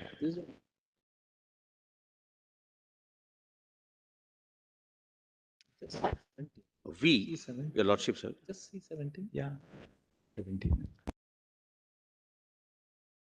The following members of the 14th Maharashtra Legislative Assembly belonging to Shiv Sena, we are notified as the members of Maharashtra Legislative Assembly as members of so-and-so. We had unanimously elected Mr. Shinde on so-and-so as group leader. There was pre-poll alliance between Bharatiya Janata Party and Shiv Sena Party. There has been great dissatisfaction prevalent amongst the members of our party, that is Shiv Sena and our party cadre at large, on account of corruption in the government. Why this 3 years cohabitation and then, my lord, an attempt for divorce, using, my lord, that expression. Administration regarding police posting, corruption by the then Home Minister Shri so-and-so and sitting Minister Shri so-and-so, who is also in jail for involvement with underworld Don Dawood. Apart from above reasons, our party cadre faced tremendous harassment and distress on political as well as personal grounds from the opposition ideological parties who are not now a part of the government and were using their office and power to undermine the base and foundation of our Shiv Sena cadre. This is their reason. I am not justifying, nor can I put myself into the shoes of the governor. And with profound respect, your lordships would also examine not what your lordships would have decided with these facts, but whether there No, but exists. what the governor can constitutionally decide. We are not going to go into what our view is the situation is. Kindly allow me to complete the sentence. Constitutional duty and power of the governor in Lord, this can situation. I only complete the sentence? And see page 17 now, PDF page 17. Lord, Hence, it Lord, is kindly unanimously, allow the me to end of read. it, what do they 15. say? Lord, I'm on 15. Can you Okay, allow me to 15, read yes. 15 also? This is enormous discontent. There is enormous discontent amongst the cadre of our party, that is Shiv Sena, for forming the government with NCP and Indian National Congress, who are ideologically opposed to our party, that is Shiv Sena. Initially, they say that they are destroying our cadre base. They are corrupt, found to be corrupt in near past. We are facing embarrassment. Then they say there had been a compromise on the principles of our party, Shiv Sena, which had been a party with fierce ideological base and was formed for fighting of the rights of local Marathi people. For last 2.5 years, our party and its leadership has compromised party principles by aligning with the contrasting ideologies for the sake of achieving power in the state of Maharashtra. The ideology of our party's leader, late Shri Balasaheb Thackeray, was to give clean and honest government to the people of Maharashtra, and also without compromising on the principle of so-and-so, which was defeated at the first day itself by aligning with the opposition ideologies. Shiv Sena and Bharatiya Janata Party had forged a pre-poll alliance for 2019 Maharashtra Assembly elections. They sought the blessings of voters for this Shiv Sena BJP alliance, which the voters accepted and voted in favor of this alliance. After the results were out, the Sena severed its ties with BJP and formed an alliance with opposing parties which they fought against in the 2019 Assembly elections. This act of our party leaders had a tremendous negative impact upon the voters and the party cadre at large. As an elected member, I am answerable first to my voters, then to anybody else, my lord. Because 39 members can say that we will vote against the party even at the cost of being disqualified and ceasing to be MLAs. Then the governor is faced with a situation where there would be unstable government which cannot withstand on its Which means he's going to the disqualification issue. No, potentially. I'm sorry. That's the problem. That All 39, right, all that you are reading up to PDF page 17, where they passed the resolution. The resolution is at page 17. Huh? There are two parts of this letter, two parts of the resolution. First part is, let's formulate it. One, the first part is BJP and Sena had a pre-poll alliance. One. In breach of the pre-poll alliance, the Shiv Sena teamed up with the Indian National Congress and the NCP. Two. Three, by teaming up with the NCP and the Indian National Congress, the Shiv Sena has militated against the core ideology of the Shiv Sena. Four, that there has been corruption in the government. And five, that there is discontent within the cadre of the party. This by itself will not justify the governor in calling a trust vote. Never. That's what our judgments have repeatedly said. no, what we your have held in- lordships have said otherwise in Shivraj Singh Chauhan. the fact that the conduct of a government has gone against the core ideology of that party Sorry, can never sorry. call for a trust vote. But I'm sorry. Now, what then is in that letter? What then comes in the resolution? Two things: that we reaffirm that Eknath Sambhajirao Shinde, who was elected as the leader of the party, continues to be the leader, and two, that we reaffirm that Gogole is elected as the chief whip. Two things. The first part of the resolution has no bearing on a trust vote at all. The first part of it only reflects on the fact that there's grave disquiet among these people that, well, you militated against our pre-poll alliance and the core ideology of the Shiv Sena. That's alien to the governor because they've formed government already. Second, what do? They merely reiterate that Eknath Shinde continues to be the leader of the party in the legislative party. How is this a justification for a trust vote? I'll just Change in the chief answer whip. that question. Well, kindly come to page 21. PDF page 21. This is signed by 41 MLAs. My lord, the difficulty is, my lord, we are trying to examine and analyze the justification given by 34 or 39, whether it could have been a justification for floor test. For governor, he has to only examine that, but for this 39, the government would fall. I would rather go for the floor test. In which case, he is now saying, assuming. We are, No, And they but are you're party right. company. You're absolutely right. You're spot on. There's no difficulty about it at all.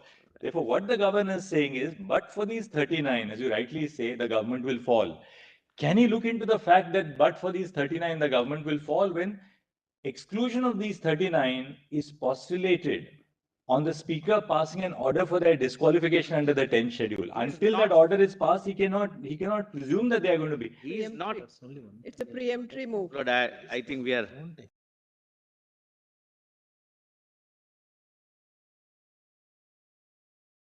To say that we remain part of that. Correct. government. Exactly. That's We what are not sisters also party say. company. My lords are saying the same. My lords. They say that we continue to be in the Shiv Sena. Correct, my lord. But still, we don't They support the continue to government. be in the Shiv Sena. Then it's- how do you call for a trust vote? Or what is the apprehension Lord, that the government Trust has? vote is not against Shiv Sena. Trust vote is against the government, against the chief minister. Correct. Lord, suppose what happens if the leader loses the confidence while members remain. Lord, now kindly see, my lord, kindly see the flip side of this. Flip side is this. Lord, today there is a government of Shiv Sena and BJP. Now your lordships, my lord, prima facie view is that merely because some people go and say that we don't trust this government, governor should not do anything, not that cannot do anything. Your lordship's prima facie view is, this is debate, my lord. I hope this is not the conclusion. Your lordships are only, In a Exchanging. dialogue. yes, it's a dialogue. Lord, suppose today BJP has what, 106 members. Lord, 100 members were to say that we have lost faith in the leader. Even our chief minister, kindly allow, Right.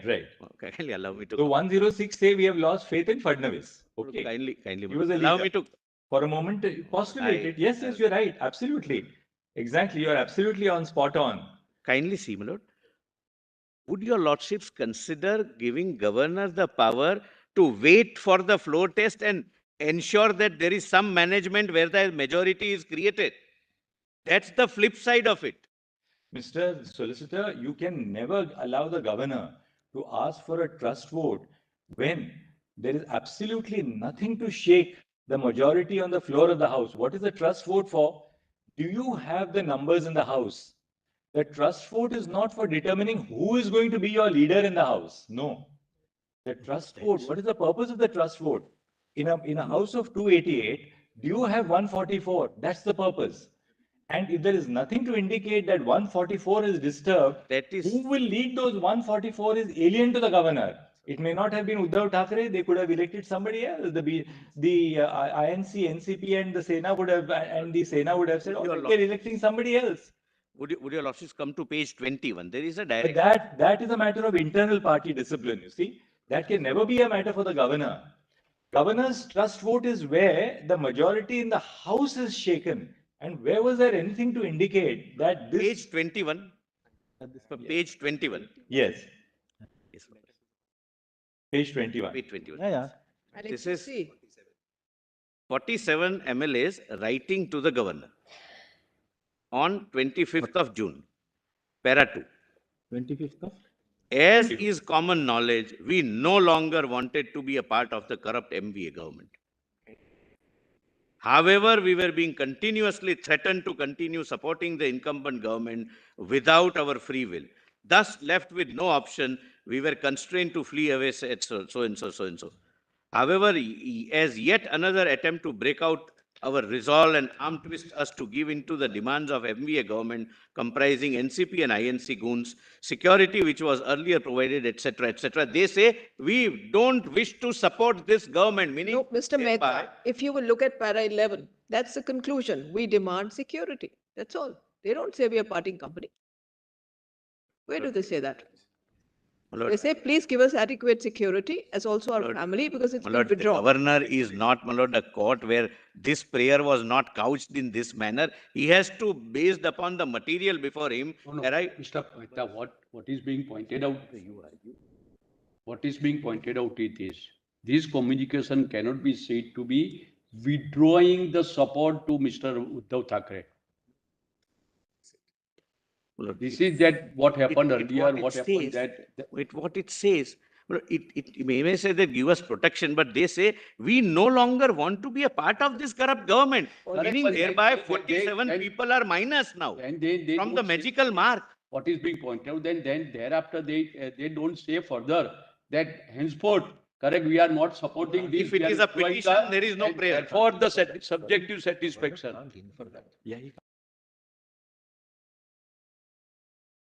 What's the next step they took after they said we are no longer Wait, want to be part of continue the it, corrupt Lords. government? All right, you can just reflect on it.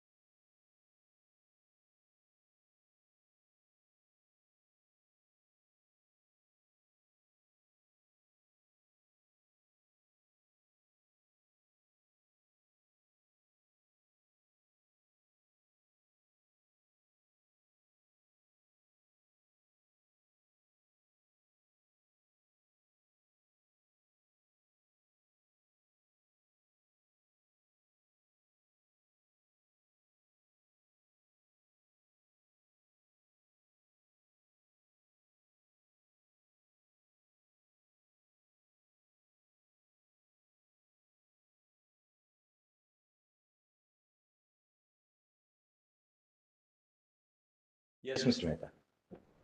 Yes, yes.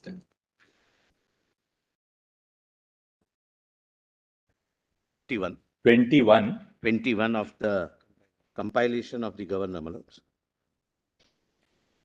Right. Lord, please, Lord, note one difference.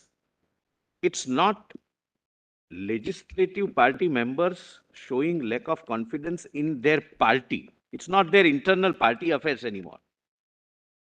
These members are saying that we are withdrawing support from the government. My lord, that's the distinction.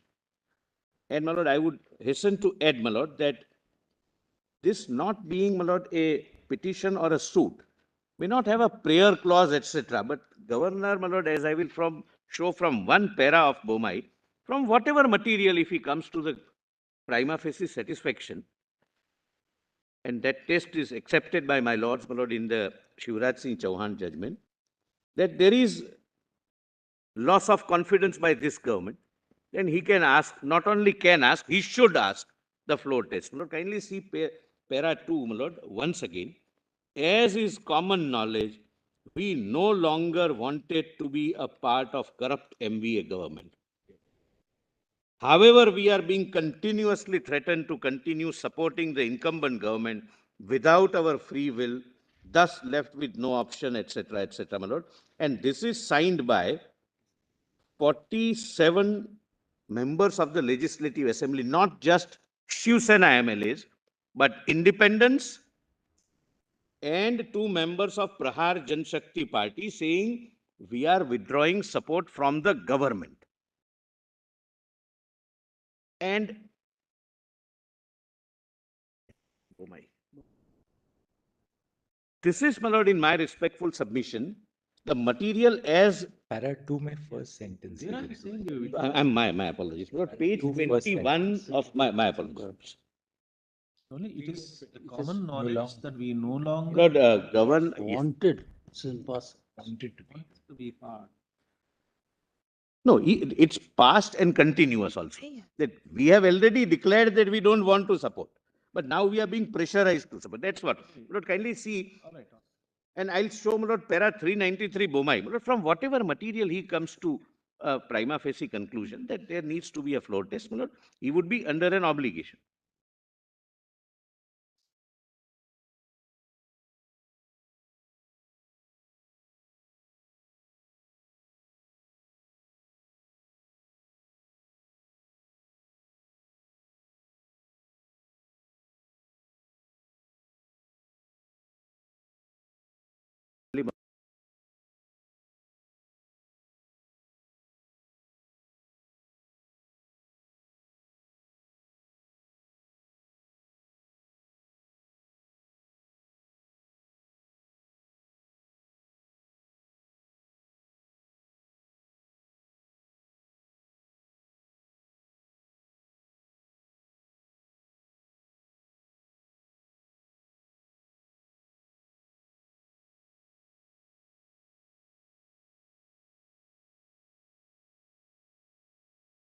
We don't want to support this government and therefore give us security because we are being threatened. Second, Lord, what is the fact situation before the governor? And I'll read only one para from Bomai. One set of MLAs, namely 47, saying that we want to withdraw support from the government. One set of MLAs, my lord, or the leaders of the party saying that we will see when you come on the floor of the house. In my respectful submission, I'm posing a question to myself: would the governor not be justified in forming an opinion that the government has lost confidence? I'm not saying anything. I'm not preempting anything. As Mr. Sorabji, my lord, narrated several possibilities, I'm only asking for the floor test. Maybe they might change their view. Maybe they might sacrifice themselves. Maybe they stand disqualified. Maybe they are persuaded. Maybe the leadership changes. There are several possibilities. The governor, my lord, in my respectful submission, my lord, will have no jurisdiction once he has a material. And what can be the material? Apropos her ladyship's question, my lord, page 393, para 393 of SR Bomai, my lords. It need not be a letter also. Well, suppose in a given set of circumstances, it's in public media, everywhere, which cannot be disputed. All channels are showing something. Lord, I'm posing a question to myself, my Lord, can the governor not examine those facts also? But ultimately, he is not just, my Lord, when a 174, 175 situation arise, he is not supposed to be a mute spectator. He will have to act. His action would be subject to judicial review within, my Lord, the parameters which your lordships have fixed, my Lord, for my lord's, my Lord, future assistance. But please see, my Lord, 393, which is at, my Lord, volume, judgment compilation, volume 2, PDF 518. My Lord, that's Bomai judgment, my Lord.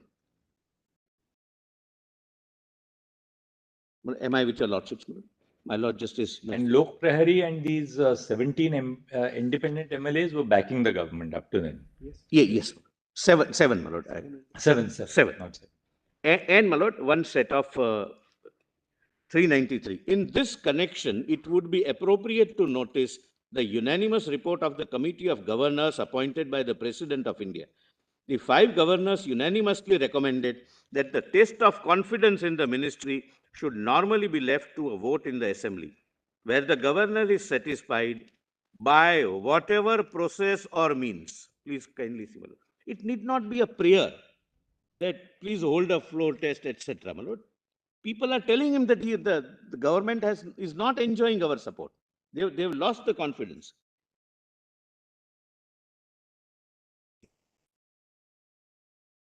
By whatever process or means that the ministry no longer enjoys majority support, he should ask the chief minister to face the assembly and prove his majority within the shortest possible time. If the chief minister shirks this primary responsibility and fails to comply, the governor would be in duty bound to initiate steps to form an alternative ministry. A chief minister's refusal to test his strength on the floor of the assembly can well be interpreted as prima facie proof of his no longer enjoying the confidence of the legislature. I'm sorry, your lordships. Lord, the subsequent event of the Honorable Chief Minister not deciding, my Lord, deciding not to face, my Lord, justifies the decision that whatever material I gathered and the satisfaction I arrived at was a right satisfaction, that the government has lost the majority confidence. Now, my lords, may allow me to place, my Lord, the Shivraj Singh Chauhan judgment, my Lord. My Lord, and that, my Lord, I would earnestly request your lordships, my Lord, to permit me to read, because that was read by the petitioner, bits and pieces on, my Lord, this side, but not from the governor's point of view, my Lord.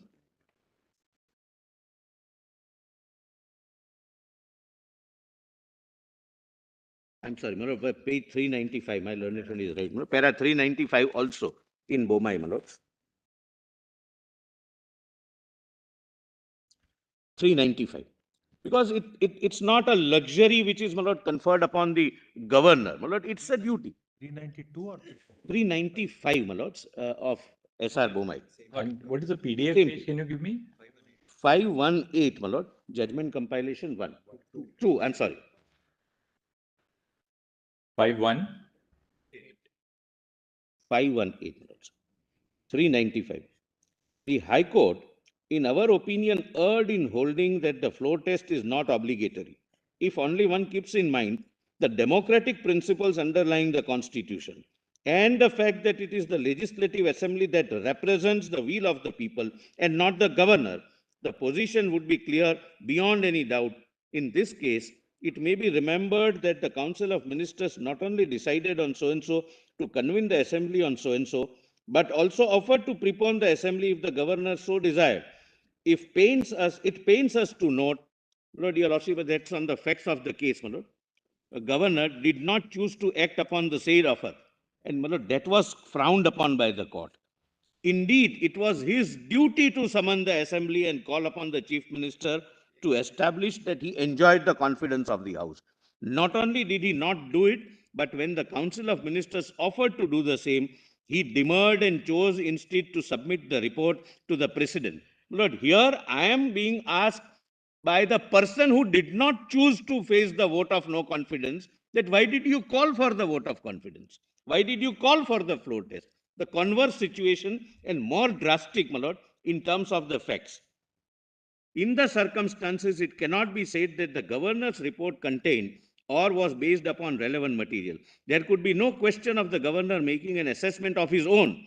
The loss of confidence of the House was an objective fact which could have been demonstrated one way or the other on the floor of the House.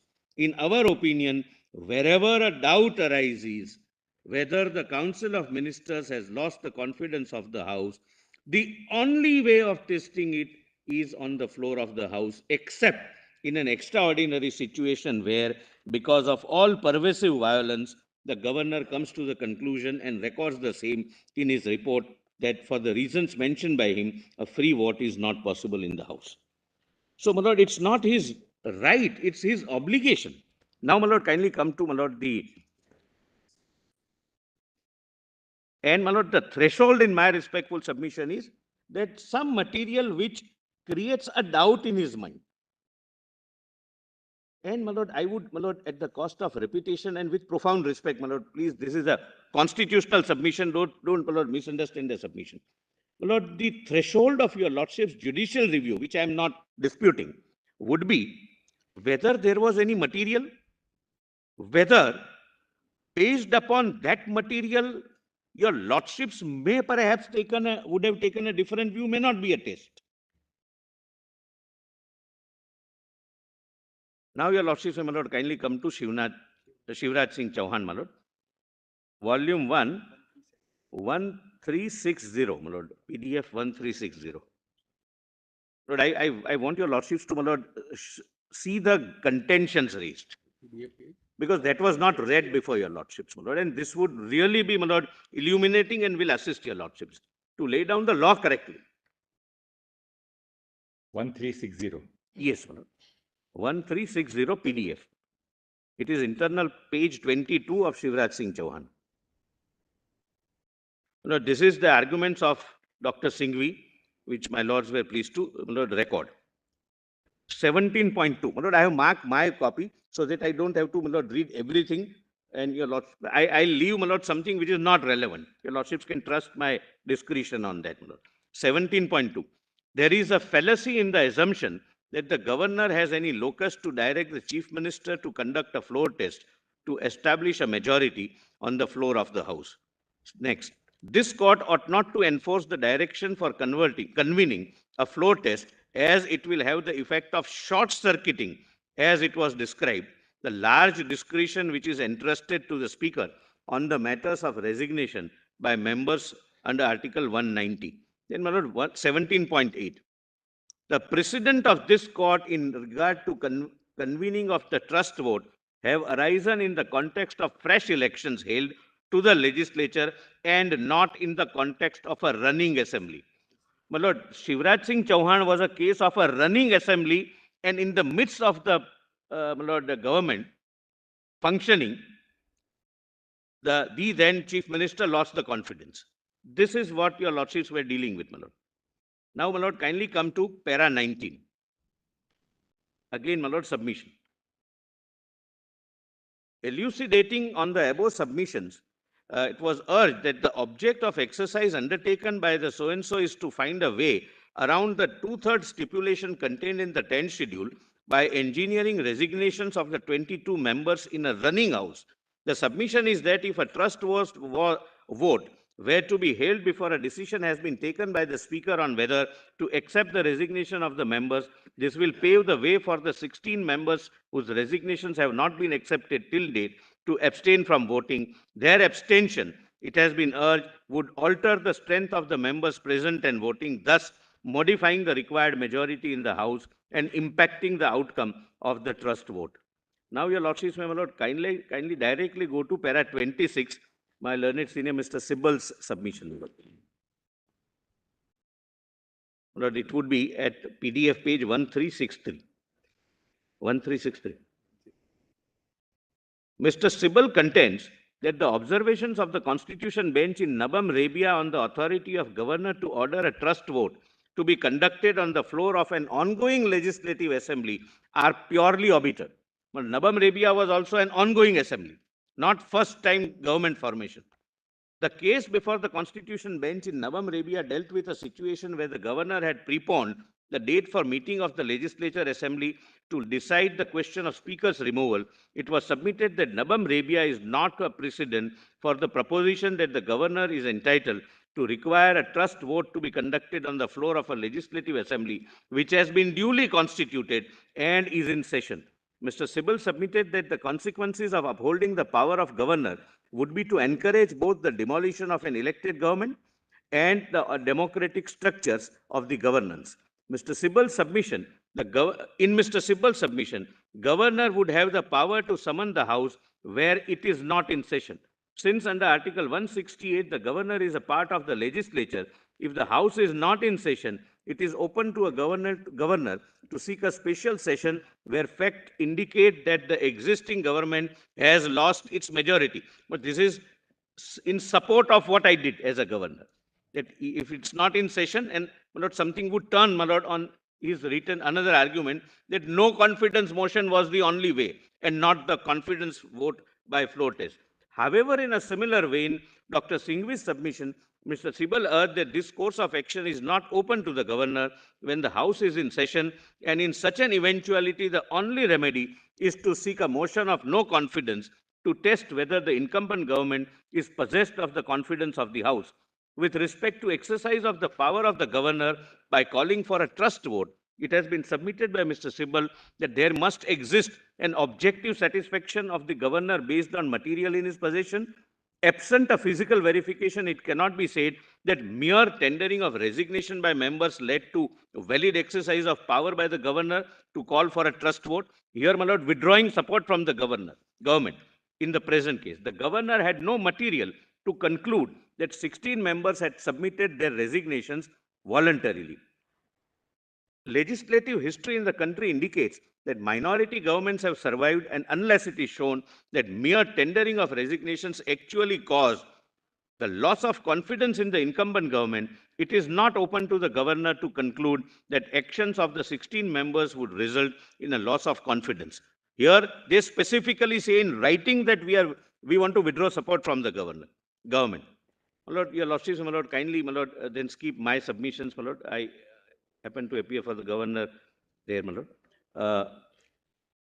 Kindly, my lord, come to 1369, PDF 1369. Para 42. page? 1369, my lord. 1369. The governor relied upon, my lord, this. Para 42, my lords have.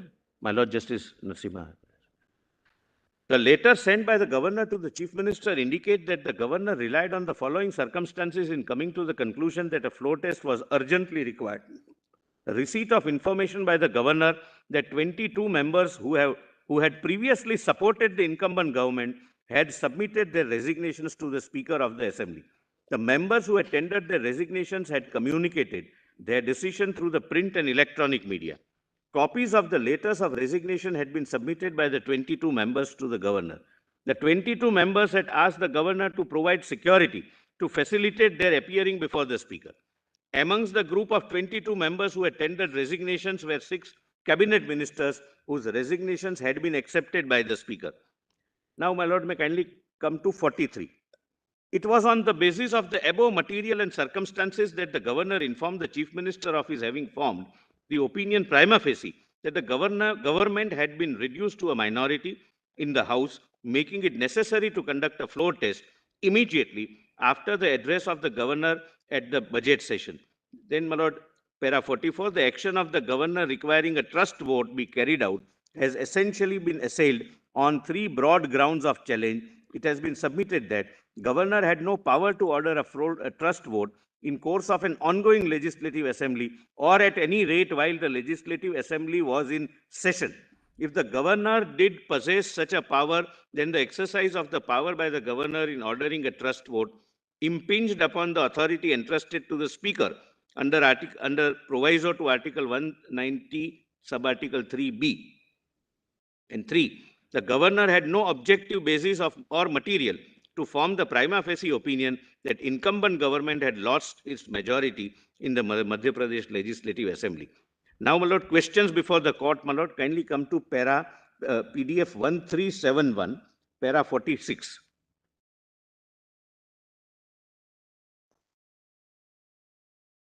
The present controversy raises two separate but intertwined constitutional questions. First, whether the governor is entrusted with the authority to call for a trust vote in the course of a running assembly. And second, whether the governor exercised this authority correctly. If the governor does not possess the authority, the action of calling for an immediate floor test is ultra-vires and unconstitutional.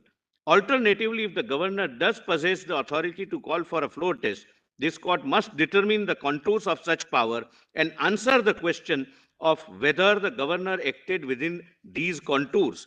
It was briefly contended before us that this court should be wary of entering the realm of politics where no judicially manageable your lordships can skip that. Lord, kindly come to page 1372, para 50. Constitutional role of the governor. But I don't think, my lord, anything more is required to be said by me, except, my lord, very respectfully adopting my lord's judicial determination. Para 50, your lordships have, my lord.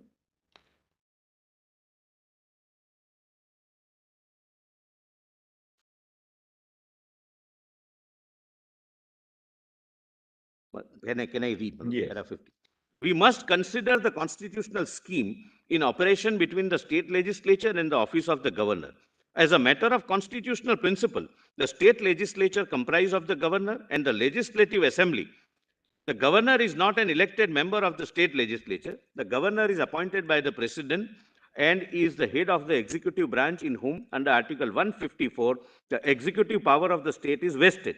While holding office at the pleasure of the president, the governor as a constitutional authority, is not a member of either House of Parliament or the legislature of the state. Thereafter, my lords were pleased to trace the history, which, my lord, with my lord's permission, I may skip, my lord, at this stage. My lord, may not be necessary how the governor as a constitutional head came into being. My lord, please come to page 1375, para 757.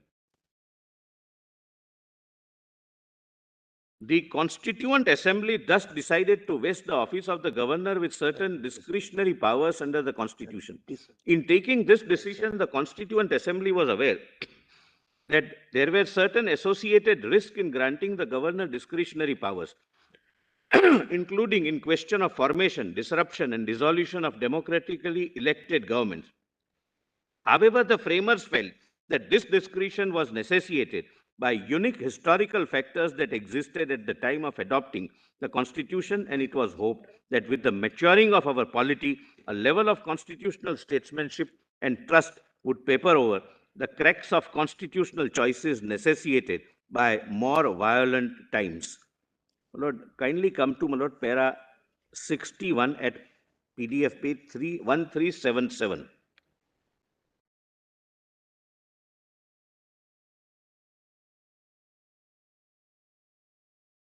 Lord, all arguments which are made here were advanced, were present before your lordships, and my lords were thereafter, my lord, pleased to lay down the law.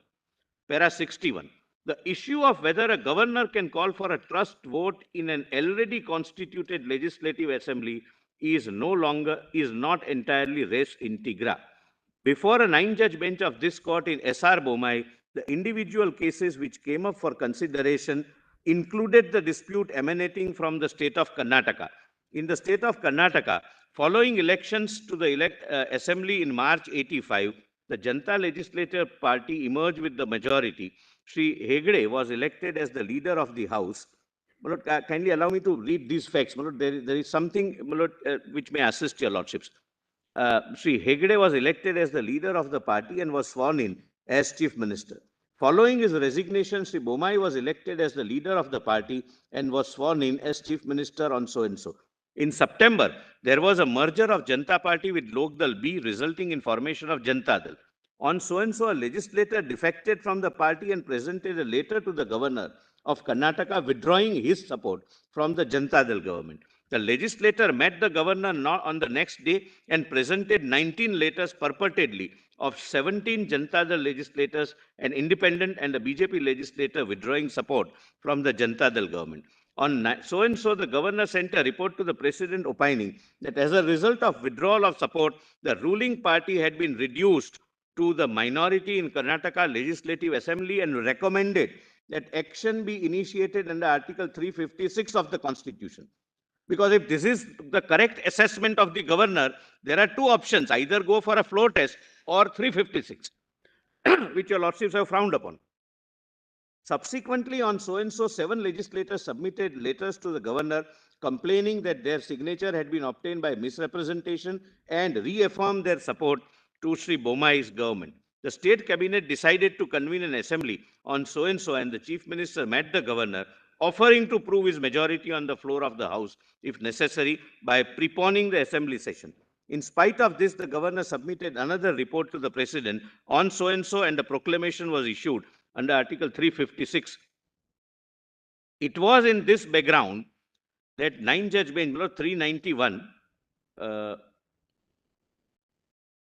I have already read, my lord. I'll skip that, my lord. Kindly come to, my lord,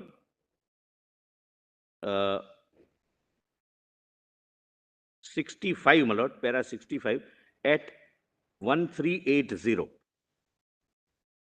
where your lordships are now, my lord, analyzing Bommai's judgment in SR Bommai case. Your lordships have, my lord. In analyzing the observations made by the 9-judge bench in SR Bommai, it is pertinent to remember that the governor in that case did not call for a floor test. Rather, the governor of Karnataka sent a report to the president, based on which a proclamation was issued under Article 356. The observation in Bommai can be relied on in determining whether the governor possesses the power to call for a floor test. So this is what, my lord, I was respectfully urging. I can see both, my lord, but can't help it. Power to discerning the subsequent question of whether, when the exercise of such power is appropriate is a distant issue. On a perusal of the above observation in SR Bommai, it is evident that, your lordship's findings, whether or not the Council of Ministers has lost confidence of the House must be determined only on the floor of the House and not by the governor conducting an independent verification. Where the governor has reasons to believe, he is not supposed to pass a judgment. When he has a reason to believe that incumbent government does not possess the support of the majority in the Legislative Assembly, the correct course of action would be for the governor to call upon the chief minister to face the assembly and to establish the majority of the incumbent government within the shortest possible time. An exception to the invariable rule of testing whether the government has the assembly's confidence or on the floor of the House is envisaged only in extraordinary situations where, because of existence of all pervasive violence, a free vote is not possible in the House. Then 66. As a matter of constitutional law, it would not be correct to proceed on the basis that constitutional authority entrusted to the governor to require the Council of Ministers to prove their majority on the floor of the House can only be exercised at the very inception after general elections are held, and not when the governor has objective reasons to believe that the incumbent government does not command the confidence of the House. Therefore, I said he should not only command the confidence, but continue to command the confidence. That's, my lord, the requirement of democratic functioning. The governor is not denuded of the power to order a floor test, where on the basis of the material available to the governor, it becomes evident that the issue as to whether the government commands the confidence of the House requires to be assessed on the basis of a floor test. Undoubtedly, the purpose of entrusting such a function to the governor is not to destabilize an existing government. When the satisfaction on the basis of which the governor has ordered a floor test is called in question, the decision of the governor is not immune from judicial review. The court would be justified in scrutinizing whether the governor prima facie had relevant and germane material to order a floor test to be conducted. It must be noted that governor does not decide whether incumbent government commands the confidence of the House. The purpose of holding a floor test in the Legislative Assembly is precisely to enable the elected representatives to determine whether the Council of Ministers commands the confidence of the House. That verification is not conducted by the governor. The decision in SR Bomai, in fact, held that recourse to the power under 356 was not warranted in a situation. Your Lordships can, my lord, skip the rest, my lord. Now, para 68, your Lordships were pleased to reject the argument.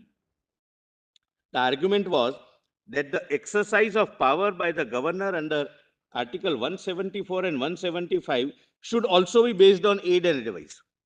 Your Lordships were pleased to, my lord, reject that submission. My lord, I am not, my lord, troubling your Lordship with that, my lord. Now, my lord, 69 at page 1383.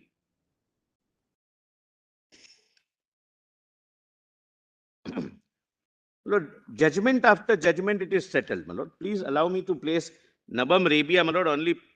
Just What the your- para 71 and 72 also. Yes, I'm coming to that. My lord, 70 also, my lord, 70 according to I'll read 70, my lord. We are unable to accept the submission of that the observations of the Constitution bench in Nabam Rebia are obiter.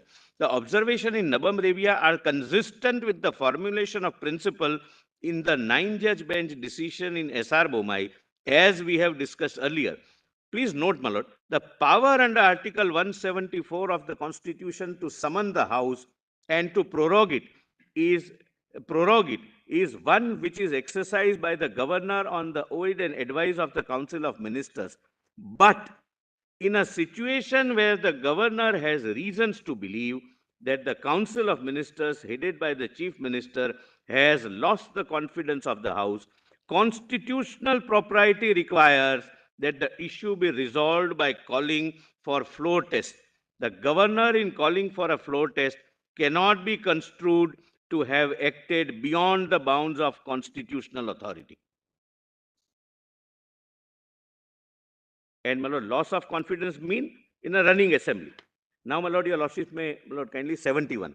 The powers which are entrusted to constitutional functionaries are not beyond the pale of judicial review. Where the exercise of discretion by the governor to call for a floor test is challenged before the court, it is not immune from judicial review. The court is entitled to determine whether, in calling for the floor test, the governor did so on the basis of objective material and reasons which were relevant and germane. My lord, these are the potent words used by your lordships. It should not be irrelevant material or something completely not germane to the issue. The exercise of such power is not intended to destabilize or displace a democratically elected government accountable to the Legislative Assembly and collectively responsible to it. The exercise of the power to call for a trust vote must be guided by the overarching consideration that the formation of satisfaction by the governor is not based on extraneous considerations. So, my lord, when there are extraneous considerations, your lordships would step in and exercise the power of judicial review, and extraneous would mean completely irrelevant and not germane to the issue.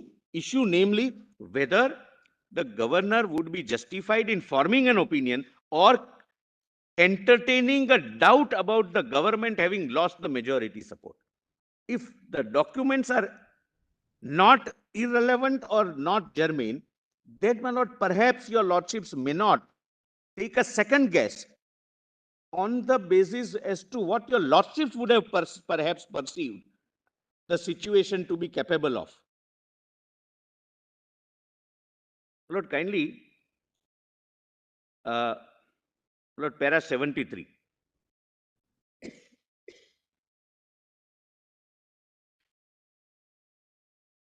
Para 73, my lord. Yes. And I have something to say, my lord, on that no confidence, because that was not argued by any one of us, my lord. In a situation where the House has been summoned following the aid and advice of the Council of Ministers, the position would be more nuanced in the sense that the remedy of a no confidence motion would be available to any segment of the legislature seeking to espouse the view that the government has ceased to command the confidence of the House.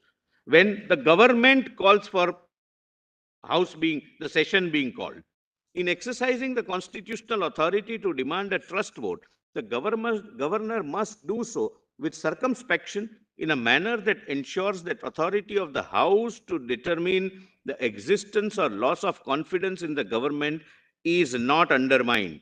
Absent exigent and compelling circumstances, there is no reason for the governor to prevent the ordinary legislative process of no confidence motion from running its due course. Lord 74. In discharging this crucial role, it is necessary that the governor bear in mind that the purpose underlying the entrustment of the authority to require a trust vote is not to displace duly elected governments, but to intervene with caution when the circumstances which are drawn to the attention of the governor indicate a loss of majority. Circumstances should be present before the governor. This power is granted to the governor to ensure that principle of collective responsibility is maintained at all times and must be exercised with caution. The circumstances on the basis of which the governor forms a prima facie opinion leading to a communication requiring a trust vote in the Legislative Assembly must be of an objective nature. The decision of the governor to do so is not immune from judicial review and must therefore withstand the ability of being scrutinized on the touchstone of circumstances. Again, my lordships are careful in saying being relevant, germane, and not extraneous. I had 47 members before me saying that we don't want to support this government. We want to withdraw support from this government. That is itself an enough ground in my respectful submission. Lord, kindly, my lord, thereafter see, your lordships were pleased to, my lord, para 77 at page 1386. Your lordships were pleased to record, my lord, several past cases where the governor either decided to direct floor test, parties came here and your lordships did not intervene, or governor was not directing floor test, parties came here and when required sitting at midnight, your lordships directed that immediate floor test, and the only purpose was, I'm sorry, my lords are typing. I'm sorry, Yes. the object of my lord was, no, your lordships may complete. I'm sorry, I No, no. that there is no time for either pressure, threat, coercion, violence, allurement, etc., etc. Whatever is the will should be reflected at the first available opportunity. Therefore, your lordships, my lord, sat at night in case of Karnataka. There are several such instances. And therefore, I'm not reading, my lord, but there are large number of cases, my lord, which your lordships were pleased to reproduce. And thereafter, say at page 1389, my lord. At the para 78, at the foot of 1388. The idea underlying the trust vote in the ultimate analysis is to uphold the political accountability of the elected government to the state legislature. So therefore, I was saying that you should not only command the majority support at the time of formation of the government, you must continue to command that. That's the democracy. Assertion of accountability is a mirror image of collective responsibility of the government to the legislature. The requirement of the trust vote fulfills that purpose in the present case. The present controversy has shown a light on the often fluid allegiances of democratically elected representatives. This is a matter of their conscience, and the court expresses no opinion on the matter. However, it is important to note that in directing a trust vote, the governor does not favor a particular political party. It is inevitable that the specific timing of a trust vote may tilt the balance towards the party possessing a majority at the time the trust vote is directed. All political parties are equally at risk of losing the support of their elected legislators, just as the legislators are at the risk of losing the vote of the electorate. This is how the system of parliamentary governance operates, and the learned senior counsel on both sides of the dispute congenially admitted that the outcome of the trust vote is the ultimate litmus test for the legitimacy to govern. However, we note that where the evidence indicates that circumstances of violence and coercion exist that would undermine a free and fair vote in assembly, the governor and the court must take measures to ensure that the sanctity of the trust vote is maintained. In circumstances as they have emerged in this case, the exercise of authority by the governor was based on circumstances which were legitimate to the purpose of ensuring that norm of collective responsibility is duly preserved. There existed no extraordinary circumstances for the governor to determine that the trust vote was not the appropriate course of action on 16th March. So it is only in extraordinary circumstances that there would be a departure from floor test rule. Otherwise, floor test is the rule. Well, that's what, my lord, the test your lordships were pleased to lay down. Because when we say, my lord, that defection is the highest political sin, Lord, running a government after losing the confidence of the electorate, namely the House, is a larger constitutional sin to which governor should not be a party. Lord, kindly last, my lord, para 50, para 18 at page 1390. 1 minute. Lord, this is 1 minute. I'm sorry.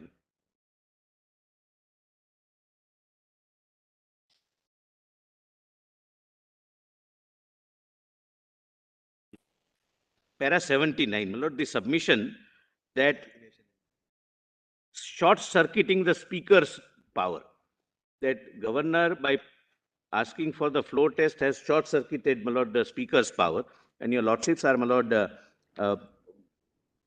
dealing with that at para 18, 80, my lord, 80. It is trite law that neither the governor nor for that matter this court has the power to impinge upon the authority of the speaker to take a decision on the above issues. The issue, however, is whether the convening of a trust vote has to be deferred until such time as the speaker has taken a decision on whether or not to accept the resignation, and if so, the consequence of the members departing from the fold of the party on whose ticket they were elected under the 10th schedule. Holding of a trust vote operates in a distinct field from the issue as to whether one or more individual members of the Legislative Assembly have embarked upon a voluntary act of resignation or have incurred the wrath of 10th schedule. Holding a trust vote is necessary to ascertain whether the Council of Ministers headed by the Chief Minister has the confidence of the House. The continuous existence of that confidence is crucial to the legitimacy and hence survival of the government. I could never have put it, my lord, like this. Continuous existence of that trust gives you the legitimacy in democracy. It is a matter which can brook no delay, since the authority of the government presided over by the Chief Minister depends on the Council of Ministers continuing to have the faith of the legislative body as a collective entity, particularly where the members resigned in an expression of lack of faith in the existing government. The convening of a floor test is the surest method of assessing the impact of resignations on the collective will of the House. The consequence of the acceptance of a resignation is to reduce the numerical strength of the House. Until the resignations are accepted, members who have resigned continue to be reflected in the strength of the House, having regard to the language which has been employed in Article 193(3)(b). Whether in a situation such as the present, an elected government is entitled to continue despite resignations of 22 of its members has a significant bearing on the issue of confidence. But if this is right, then the governor is right that if 47 people want to withdraw support, it is the most relevant fact to be considered while deciding the floor test. Nothing beyond that. Governor does nothing beyond that.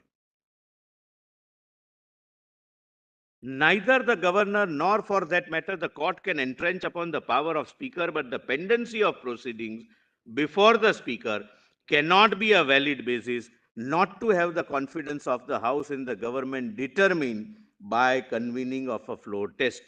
Added to it is a factual circumstance in the present case that the speaker accept. No, that's on the facts of the case. Kindly allow me last para 81 We have highlighted above factual scenario only to emphasize that convening of a trust vote is of crucial importance to affirm fundamental values of the Constitution, namely abiding by the rules which govern a parliamentary democracy. The fundamental precept of parliamentary democracy is that government owes collective responsibility to legislative assembly, and as a collective body, the legislative assembly is entitled to hold the government to account. The ultimate expression of accountability is the exercise of or the lack of confidence in the Council of Ministers. We are therefore unable to accept the submission that the holding of a trust vote would short circuit the jurisdiction of the Speaker. My Lord, rest, my Lord, may not be relevant, my Lord. Now, my Lord, last. My Lord, kindly take my Lord, propositions, my Lord.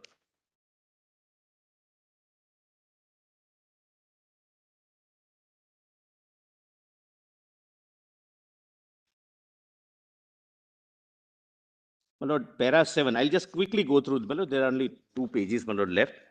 Para 7, there is one more reason why Governor cannot preempt the decision of the Speaker at the stage of directing. Your Lordships may, my Lord, read them, my Lord. I am not reading it, my Lord, for the sake of convenience, my Lord. 8, the Governor, if satisfied based upon the material available, your Lordships can skip that. My Lord, kindly come to 10. The Governor in the instant case did not recognize the split as alleged.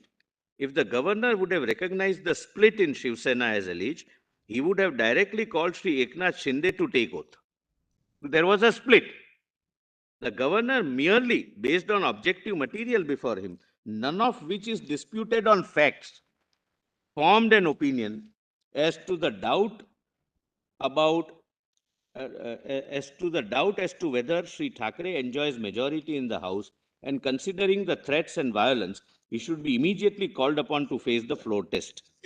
Lord, now this is 11 is important. Lord, the argument was that floor test could not have been ordered because this side and other independents, etc., who withdrew support from the government, they should have gone for no confidence motion. And this is a new point, my Lord, which I would be urging for your Lordship's consideration, not argued, my Lord, so far. First of all, my Lord, whether it is a floor test, which is a motion of confidence, or a no confidence motion, my Lord, which is negatively worded, the result is the same. And therefore, there can never be a ground to invoke your Lordship's equity jurisdiction in a 226. Floor test also, the numbers will be counted and people would decide whether I have the majority. In no confidence, numbers will be counted and members would decide whether I have the majority. But there is something more than that. Lord, please come to PDF page 40 of Convenience Compilation 3C. Lord, the provision in the Maharashtra Legislative Assembly rules regarding no confidence motion. Lord, your Lordships are confronted with a situation where the Governor is receiving representations that we have withdrawn support, we want to withdraw support, etc., etc. I'm not repeating. There is a threat of violence. There is, in fact, violence. Attacks are taking place at the houses. And now, my Lord, the submission is that you should have allowed the no confidence route rather than directing a floor test. Please see, my Lord, now page 40 of, my Lord's Convenience Compilation 3. 3C. CC3, my Lord, Convenience Compilation 3. My Lord, that is part of rules of Maharashtra Legislative Assembly rules. Your Lordships have said, my Lord, please bear in mind that such floor test cannot brook any delay. And why is this reliance on no confidence motion? Maybe they wanted more time, which the Governor prevented them from doing. Para 90, Rule 95. Your Lordships have that, Rule 95? Yes. Well, two things I'll say at the outset, and I'll read this. 3C. First, 3C. First, any member can move a no confidence motion only when House is in session, not otherwise. House was not in session. Number two, it depends upon the discretion of the Speaker whether to allow the motion to be placed or tabled or not. It's not a right. So again, I'll be dependent upon the discretion to be used by the Speaker if I'm the elected representative. This is what My lord, therefore, governor says that no, you hold a session. Kindly see, my lord, rule 95. A member who desires to move, your lordships have them. The member who desires to move for leave to make a motion expressing want of confidence in the Council of Ministers or a motion disapproving the policy of the Council of Ministers in a particular respect shall give written notice of such motion. If the motion is admitted by the speaker, leave to make the motion may be asked for. So first, he can sit for 1 week to decide whether to permit this or not. But if he admits, then the members will seek leave to make the motion for on such day not later than 2 days after it is admitted. If the assembly is in session, as the speaker may appoint, after questions and before the list of business for the day is entered upon. So when the assembly is in session, this can be done with the speaker. There is no time limit fixed. He can decide to admit it after a week. And thereafter, if the assembly is in session, the members can say 2 days. Now, my lord, further, provided that, your lordship said, my lord, the next page, provided that if the notice of such motion is received when the assembly is not in session, the leave to make the motion may be asked for on a day not later than 2 days after commencement of the session, as the speaker may appoint. So the next session may be after 15 days, after 1 month, after 5 months. We do not know. Your lordships are deciding this constitutional principle that whether the governor was right in directing summoning of the House for floor test, and they are saying that no confidence motion was the route, meaning thereby this threat, allurement, violence, etc., continues, and the governor's satisfaction that prima facie the government has lost confidence would continue without any legitimacy. My lord, borrowing your lordships, very, very, my lord, pertinent expression. After the member has asked for leave of the assembly to make the motion, the speaker shall read the motion to the assembly and request those members who are in favor. That's the procedure, my lord, how the motion would be passed or failed. So, my lord, this is no remedy in fact situation like this.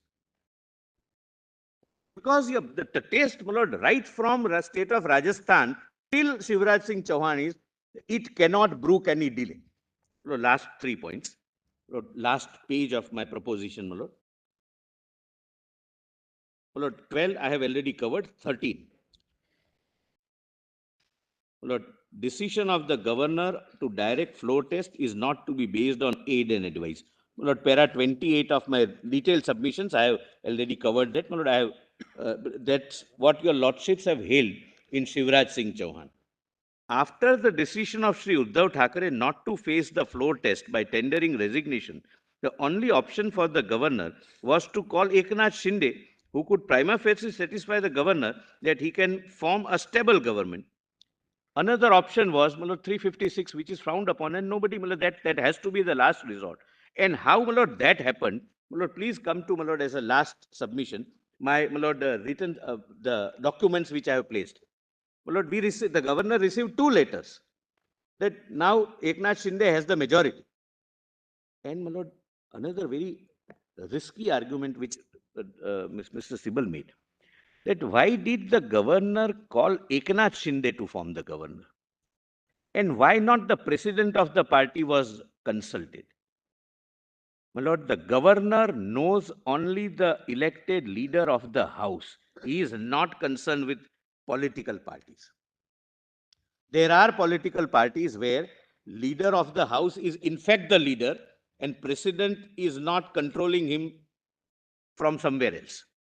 Governor has to contact the elected leader of the legislative party. When he is shown, my lord, I'll show, my lord, those documents. There are 2 letters, my lord, I'll show that document. Because, my lord, every party has a different structure. Kindly see, my lord, the mischief in this argument. I'm saying argument, not mischief in making of the submission. My lord, mischief. I'm sorry, my lord. I thought, my lord, They're relieved with your clarification. No. It was not correctly worded, my lord. the potential mischief if this argument is, my lord, accepted. That's what I wanted to convey. My lord, every party has a different party infrastructure. For example, in some parties, the highest authority is the general secretary. There is a Politburo in Communist Party. General secretary is the highest authority. In some, my lord, there is a body, 5 people, my lord, committee or something. In some, there is a president. There may be a dispute who is the president. Governor would not enter into that. Governor would say that who is the leader of the legislative party. Governor would deal with only leader of the legislative party, and Mr. Uddhav Thackeray, who did not face the confidence and therefore he resigned, is not even a member of the Legislative Assembly. My lord, kindly see page 47, PDF 47 of the governor's compilation. My lord, this is the PDF page? Sorry. page 47 of governor's compilation. My lord.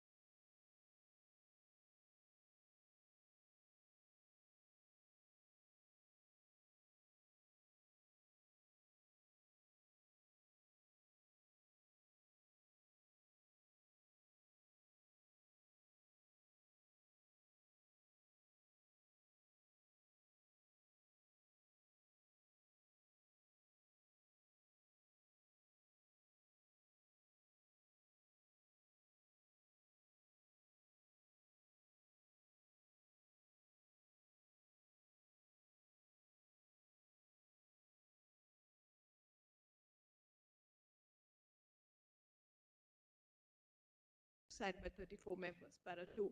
Para 3, letter of 21/6/22 addressed by Mr. Shinde to the Deputy Speaker. And lastly,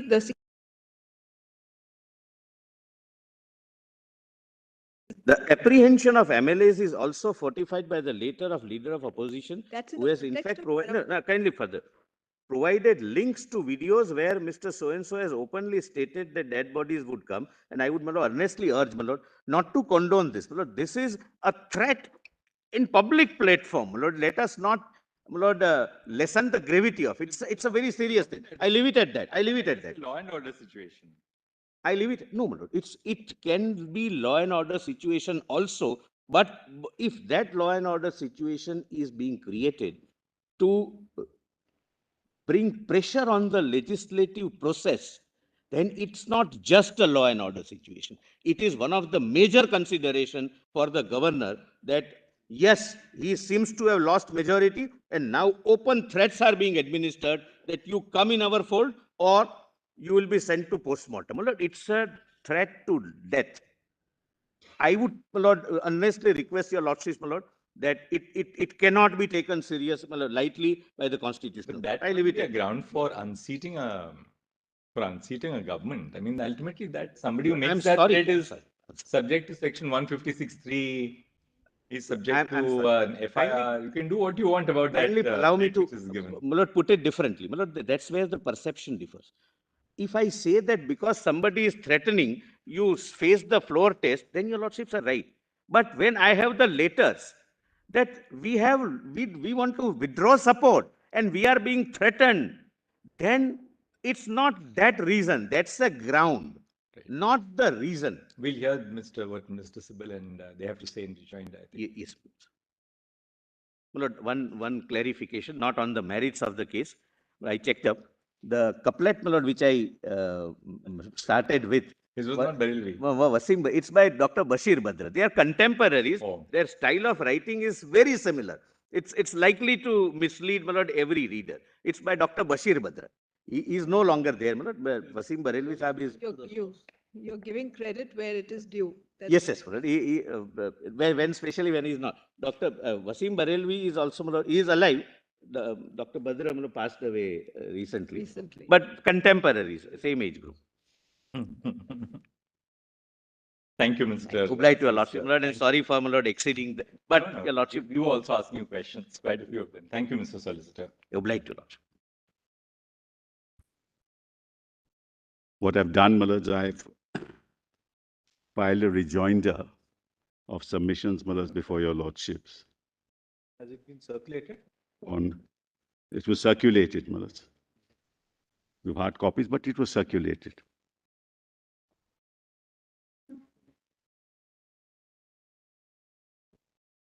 Upload हुआ है? Why? Upload नहीं हुआ नहीं. But please airdrop it. अभी कर देना. It's not here. It's been circulated, haven't it? It has been circulated. It's been circulated, your lordships, my lords, At 9:50. in the morning itself. Quarter yeah. past 9. Yes, my lord. That's why it's not here. That's correct. Other side, the rejoinder submissions given are lengthier than my reply. On the That's- light, you need not respond to that. It was a fun. I have to respond to more weighty things than For 9? the pages of my rejoinder. Millards, your lordships may just, at the moment, Millards, not deal with this document. It will come to you. Let me just broadly tell your lordships, Millards, what we have to meet and what the issues are. Millards, I think that we seem to have been, we are somewhat innocent of the manner in which people are represented in the House and who a legislator owes his duty to. Well, as your lordship knows that under the 1950 Representation of Peoples Act, Millards, you have a delimitation commission. And in each state, a delimitation takes place and the territorial constituencies, Millards, are carved out. So the elections takes place with respect to those territorial constituencies in each state, and the number is already, Millards, fixed. So, Millards, under the Representation of Peoples Act, first under the Constitution, under Article 170, people are directly elected from the territorial constituencies. And, Millards, there is a process by which, Millards, they are elected. That process is also, Millards, elaborately set out in the conduct of election rules. First, there's a nomination that takes place, Millards. The nomination takes place pursuant to your party nominating you and giving you the symbol on the basis of which you go to the returning officer and say, I am the nominee of the party and this is my symbol, which represents the party. After which, Millards, the election takes place. And when the election takes place and the votes are counted, Millards, the returning officer then gives you a certificate saying that you have been elected from this party. A copy of that is sent to the Election Commission. It's all set out here, so your lordships, at the moment I'm just broadly. A copy of that is sent to the Election Commission, and the Election Commission conveys that to the Speaker of the Assembly. What is it that I'm trying to say? The only identity of a legislator recognized in the House is that he is a member of the party. He has no other identity.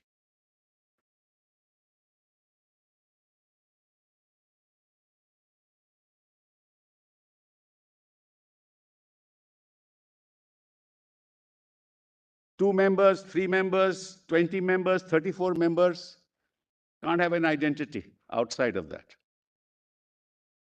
That's the basic constitutional question. Give your lordships an example, Millards. Forget about 34. A small party in Goa has 5 members. 2 of them go to the speaker, to the governor, and say, you know, I'm not going to support this government.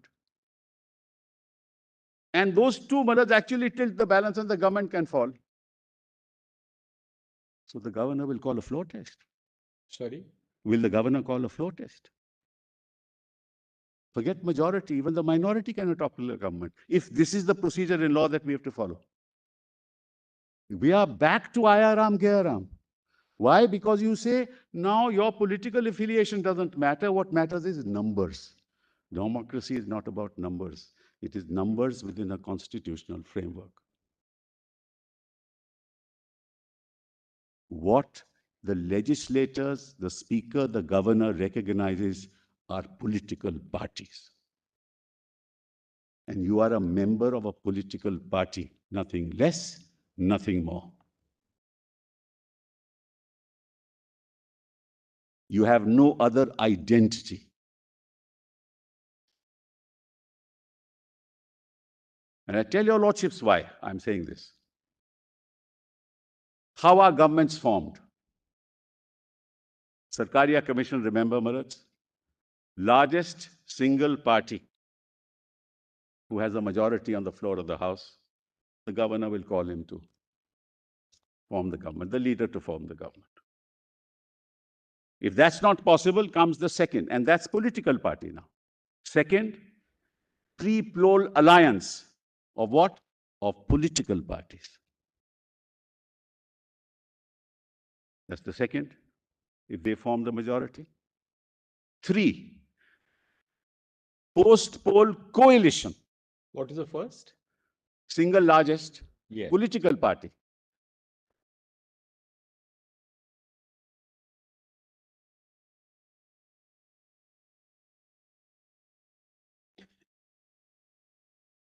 Second is pre-poll alliance of what? Of political parties.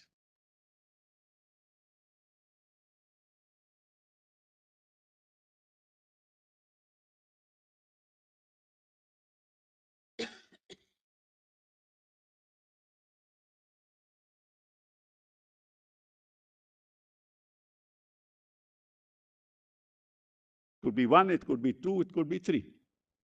Which is the third one? Third is post-poll coalition, which is what the Uddhav government was. Post-poll coalition of political parties.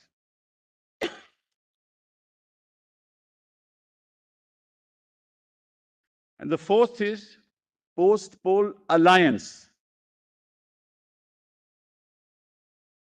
of political parties.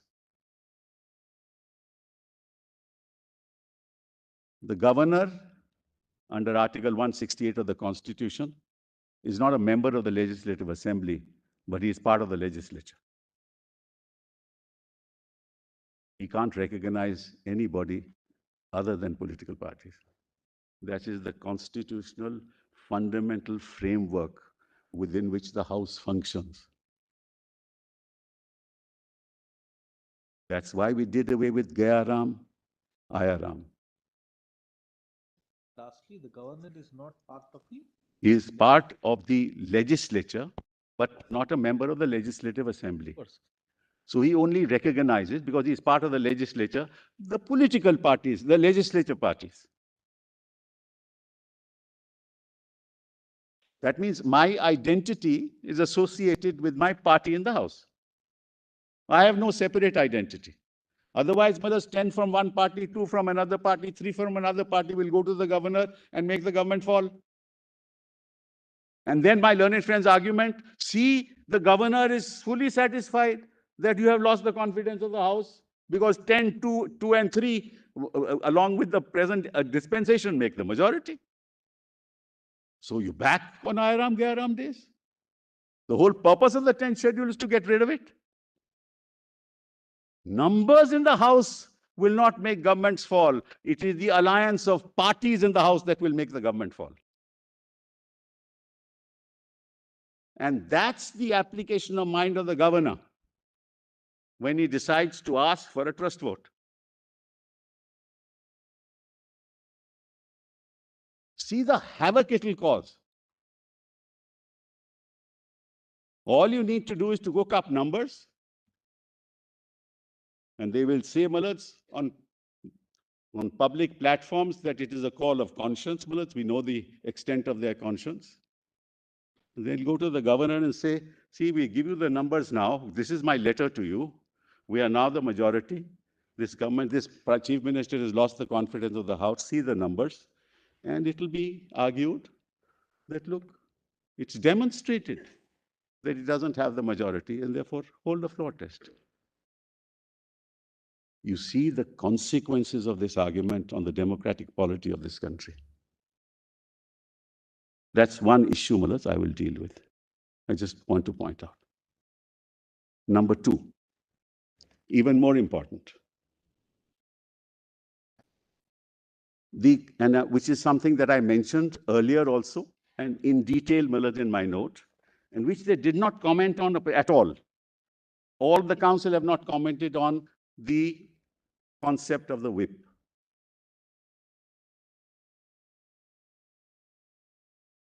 In fact, I was really surprised when my learned colleague, my lord, Mr. Kaul, gave to your lordships a letter of Mr. Sanjay Raut. Your lordships will remember that, saying, no, actually, it is the legislative, it is the leader of the house who appoints, it is the leader of the house who appoints the whip. Well, let's just kindly have a look at that letter.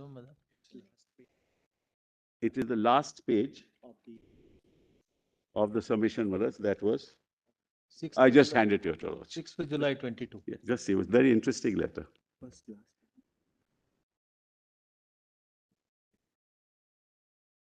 Now, your lordship sees this.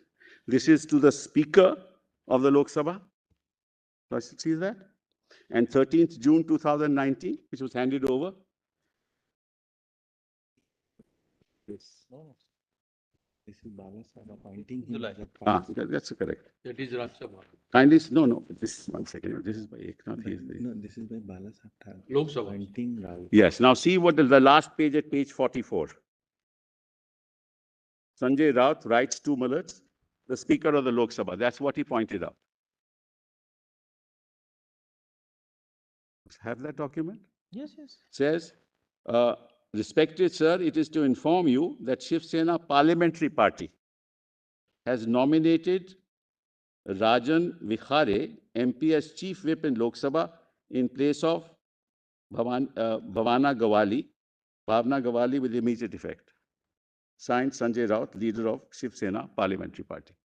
Correct, Malad? Now just see the previous page.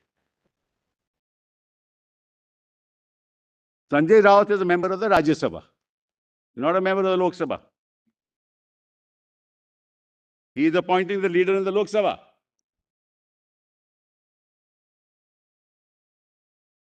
Appointment of Shiv Sena Parliamentary Party leader for both houses, Lok Sabha and Rajya Sabha. Dear sir, Shiv Sena has the strength of so much in the Lok Sabha. Previous page, Malad. Vinayak Bhaura Raut is the Shiv Sena group leader in Lok Sabha, and Sanjay Raut represents Shiv Sena as group leader in Rajya Sabha. In addition to the above, I hereby appoint Sanjay Raut, member of Rajya Sabha, as Shiv Sena Parliamentary Party leader for both the houses of Parliament, Lok Sabha, Rajya Sabha, as a facilitative measure. May I therefore request you, esteemed office, to take note of the same and communicate accordingly. And Malad, I gave to your lordships chapter and verse.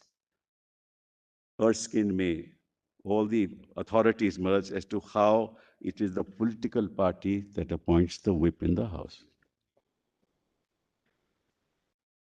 Paksh Pramukh. And this whole argument was jettisoned by showing this document saying, see, Sanjay Raut is appointed. He's not even Malad a member of the Lok Sabha. He is empowered by the party.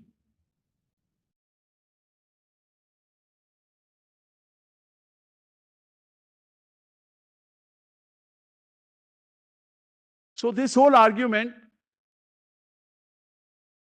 that I sat in Assam, appointed Gogavale as the whip.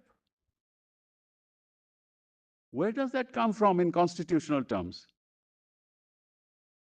34 of you sitting in Assam in the lap of the BJP will appoint Gogavale as the whip and then come to court and say, look, we have already removed you.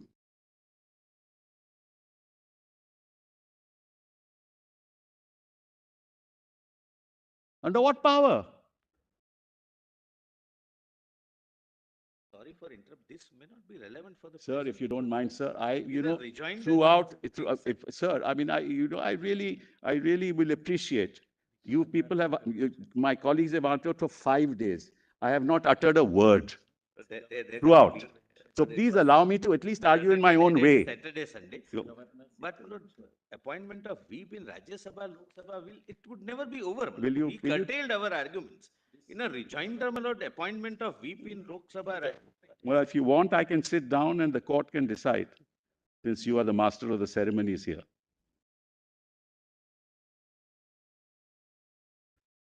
So, Malaj, because that was an argument made, Malaj, because that justifies, what they say, that justifies the fact that Gogavle is the whip and he issued directions and he has to be obeyed.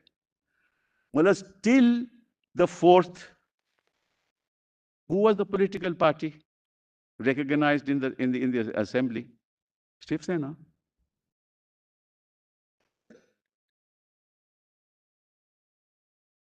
That was the political party. Who was the whip, Malaj? Sunil Prabhu.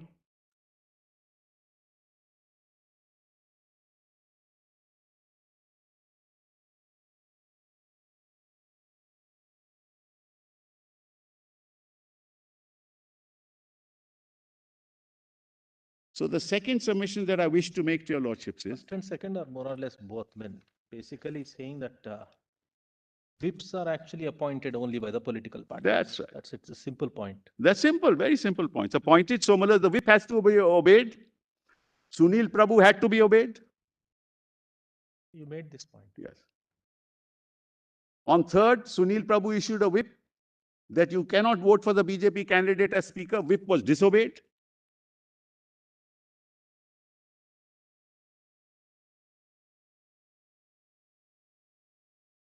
He cannot appoint himself as the leader because Ajay Chaudhary became the leader on the 21st of June itself when we removed Eknath Shinde.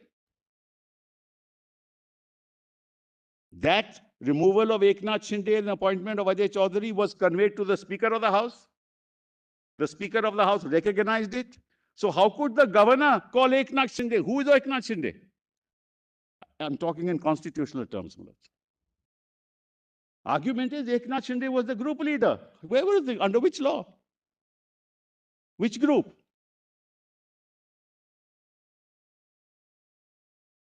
You can't arrogate yourself the powers of the party. Sitting in Assam, being entertained by another party, publicly saying that another party is fully supporting me, and changing the constitution of the House as if you are the political party.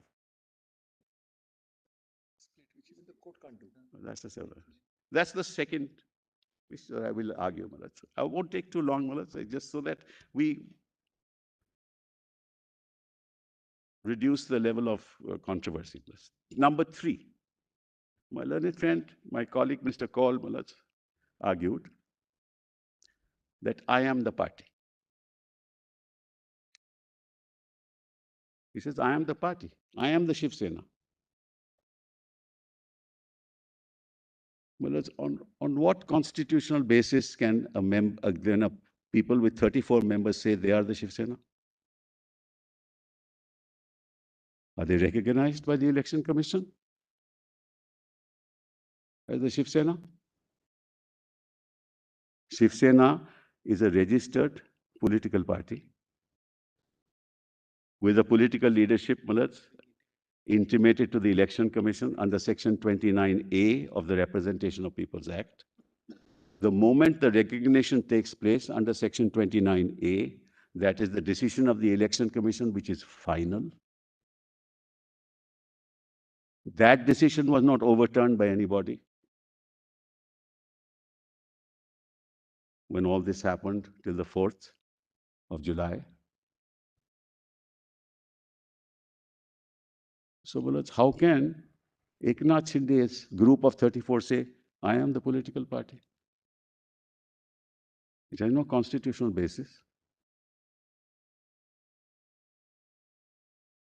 And for 5 days we have heard this, Malaj.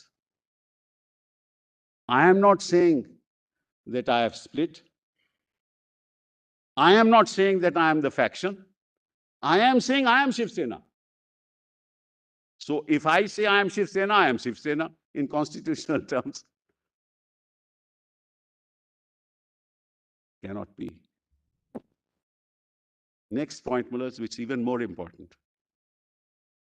Mullahs, your lordships will remember that under paragraph 3 of the 10th schedule, which was deleted later by the 91st constitutional amendment, the expression is that if there is a faction in the legislative party, arising out of a split in the political party, and that faction represents 1/3 of the legislative party, then that will be a valid defense against a disqualification petition. What it is. So what is the expression used there? I am a faction of the legislative party, resulting from a split in the political party. Right, Manoj? Now, he says that we 34 are the political party. That's his case. He says, I'm not a faction. There's no split. But Manoj, when he goes to the Election Commission, what does paragraph 15 say? That if there are two factions of a political party who claim to be that political party, it doesn't use the word split. Then the commission will decide which is that political party. So before you, they say, I am the political party. And before the Election Commission, they say, I am a faction. Because if he is the political party, he need not go to the Election Commission. Why is he going to the Election Commission?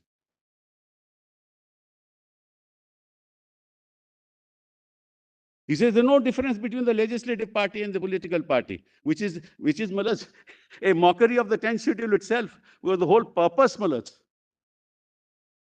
of differentiating was that members of the legislative party will not do acts which amount to voluntarily giving up membership of the party or vote against the whip, which will result in defection. The whole purpose of the 10th schedule is to differentiate between the legislative party and the political party. And the whole argument is there is no difference between the legislative party and the political party. I am the political party. But if you are the political party, why did you move the Election Commission? Well, let's take, for example, 3 people out of 5 belonging to the Congress party. They are a majority. They go to the governor of Goa and say, I am the political party. We're the majority. Topple this government. Numbers are stacked against, government will be toppled. They will never go to the Election Commission. Why? Because there is the Congress party outside. What will the governor do?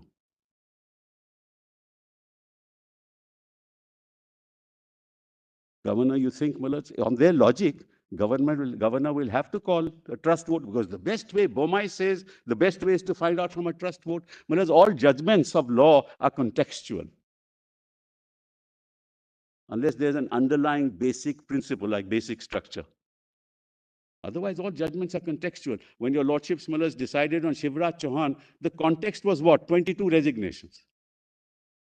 Context. And 6 were accepted. Yes, 6 accepted. Not only that, 13th of March, governor tells him to hold to call the assembly, which is called on 14th March, and hold the trust vote on the 14th. The chief minister says, no, I adjourned it. He didn't put it in the agenda. He adjourned it to 26th March, if your lordships will remember. So he adjourns it to 26th March. Then the petitions are filed. Say, how have you adjourned it to 26th of March? Because the governor told you, matter comes to this court, and your lordship says, look, this is the best, because all those 22 letters of resignation are with the governor. Then your lordship said another thing, which I'll read later to your lordship. Your lordship said, as far as the disqualification is concerned, who stopped you from disqualifying? That's paragraph 82 of your lordship's judgment, where your lordship said this. Nothing stopped the governor, the speaker to disqualify if he wanted to disqualify. But once people have resigned, so it was in the context of 22 resignations, context of 6 of them having been accepted on the 14th of March itself on the advice of the chief minister. Speaker accepts them. And your lordships ask the question, what's the difference between those 6 and the other 16? There's no difference. They have come, the signatures are there, they have given to the governor. What else can we do? And who stopped you from disqualifying? Well, what has Shivraj Chauhan got to do with this? This matter? There's no bearing. We're dealing with what? We're dealing with 34 people, which is a faction. They can't now say they're not a party, that they are the party. It's because they can't be the party. It's a faction. How does the governor recognize a faction? Under what constitutional parameters does the government say, I recognize you, and therefore I'll call a floor test? It's not a game of numbers. So if you actually hold their submissions to be correct, you're bringing back the regime of Ayagam Gyaram, because anybody can collect the numbers in the manner that they are collected nowadays, whisk them away to any other state, keep them in comfort. I don't want to use a stronger word. And then let's come back and topple the government. And you will have no recourse. Next is even more important. You're saying 3/4 is also a split. Yes. Exactly. According to you, even 3/4 will be split. That's correct. That's still a faction. That's why 3 was eliminated. You can't have sort of factions moving out, because we know how these numbers are collected. Then I remember I showed you Kuldeep Nayyar's case, where all that was set out. More important, whereas they have only on the today in court argued that they are the party. Not a single document, right from the 21st of June, till they file the petition, even there they do not say, till the 19th of July. Whole argument is, I am the party. Where have you said ever that you are the party? Never. Not a single document. This is a mockery, Malaj, that's happening in our country. And I said, Malaj, and I repeat it, it's not about Maharashtra. It's about Meghalaya, it's about Manipur, it is about tomorrow Uttar Pradesh, it is about anything can happen anywhere if you allow this to happen. It's about our future.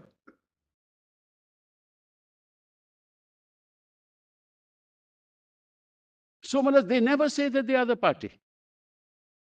Even if that, your ladyship will remember that document on the 28th of June that was read. First of all, Malaj, let me disabuse you of this whole thing about violence. On the 27th, when we moved this court, they moved this court. My learned friend was there, I was not there. On 27th, Malaj, a statement was made by Mr. Kaushik, who was Mr. Chitnis. Yes, saying that Mr. Chitnis, learned counsel for the state of Maharashtra, states that adequate steps have already been taken, and the state government has further ensured that no harm is caused to the lives, liberty, and property of the 39 MLAs and their families. This on the 27th, and the governor is arguing, Malaj, on the 28th there was a danger, there'll be dead bodies, it will be post-mortem. When on 27th a statement has been made by Mr. Chitnis, who represents the Maharashtra government, under the supervision of the Supreme Court, can anybody, Malaj, say that, look, dead bodies will be sent for post-mortem? This is the 27th June order. And that was repeated again and again and again. Malaj, if I were to go to the newspaper reports and what they have said in Assam, Malaj, that your lordships are not going to enter into that.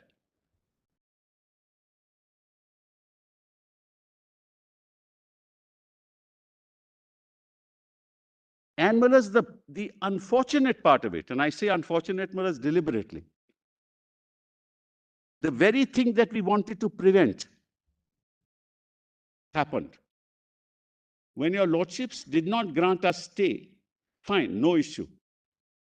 But we went to the election commission, we told the election commission that, look, these are the very 39 people whose candidature as a member of the Legislative Assembly is subject to the Supreme Court. So please don't decide this matter till that is decided. No state did not mean that you decide no matter what happens. They misinterpreted that order deliberately, not the commission, but the other side. And said, no, Supreme Court has said, no, stay, you have to decide. And then what did the election commission do? On the basis of these 39, they've got the symbol. Only on the basis of these 39.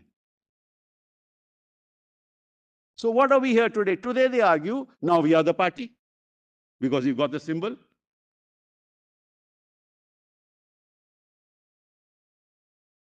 So, Malad, on 27th of June, we are put in difficulty. 29th of June, we are put in difficulty. And then in September, when your lordships pass this order, they misinterpret it. 27th September.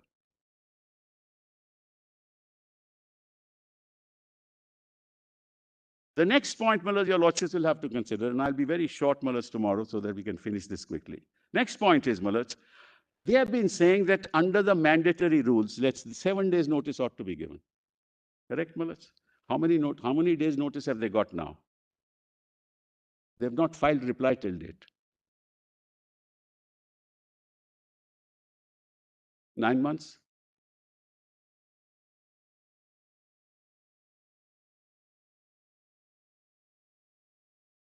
And Malad, I asked myself this question.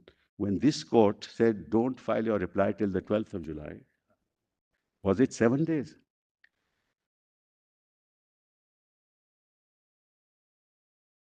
Is it fair of the court, I'm sorry to say, if that is the mandatory rule, then you should have said 7 days from the date? Shorter period? 12 days, and that also in the interim.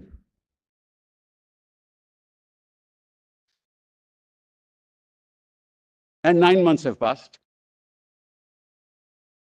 And then Mura's argument is this is a fait accompli. See the arithmetic. Even if the 16 had been disqualified, you would still be in minority.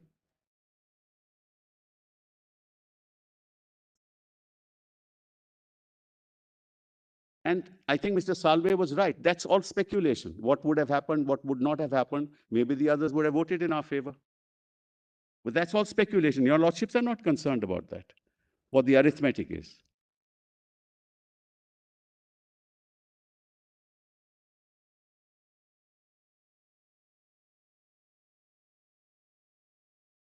And see the injustice caused to us, Malad, in this process.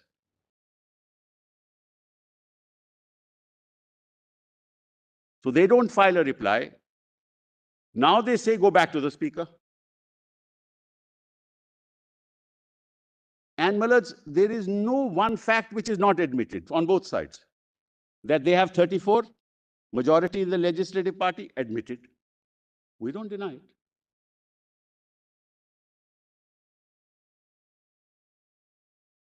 That they were sitting in Assam, they admit. That they sent that resolution throwing out Sunil Prabhu, they admit. That they appointed Gogovale, they admit. And whereas what's interesting is in that resolution that they sent, where your lordship said the only 2 prayers that are made are that Gogovale is appointed. But see the language as far as Eknath Shinde is concerned. He continues to be the leader. The word continue. But how did they realize that the word continue has to be used? Because we had removed him on 21st. And on 22nd, they dated the letter 21st and sent it to the speaker, received by the speaker on the 22nd at 11:30 a.m. So they knew that Eknath Shinde had been removed. Otherwise, they would have said that Eknath Shinde is the leader. But they said, no, Eknath Shinde continues to be the leader. And they backdated that document. So, Malad, that's not disputed. That we called a meeting on the 21st, 22nd, not disputed. We told them if you don't attend, consequences will follow, not disputed. On 24th, we had a council meeting, not disputed. They said, but nobody called the council meeting. We'll hold a parallel meeting of our own, not disputed. What is disputed? That on the 28th, the governor received these documents which have been placed before your lordships, not disputed. That he called for a floor test, not disputed. That he resigned, the chief minister, then chief minister resigned, not disputed. That he went to the governor along with Mr. Fadnavis, not disputed. That he was sworn in, not disputed. that there was a trust vote and we issued a whip, not disputed. That they voted against the whip, not disputed. What is disputed?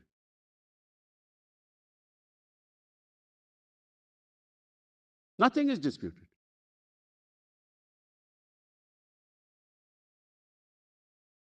From the beginning to the end, Mullahs, the whole process is clearly political. Clearly political.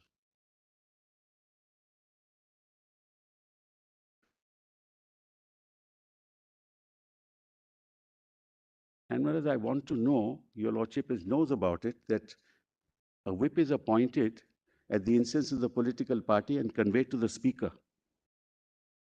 That's conveyed to the speaker. How is the governor talking about the whip being Gogagle? He's talking about Gogagle being the whip in his communications. He's not concerned with it. That's a matter of the House.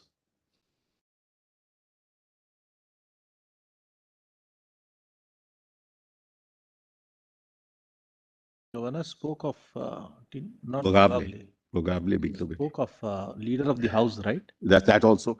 How is he? He was the whip, I think also leader of the House. leader of the house, Shinde. Yes. Not how is he concerned with it? He is not there to appoint the leader of the House or to recognize.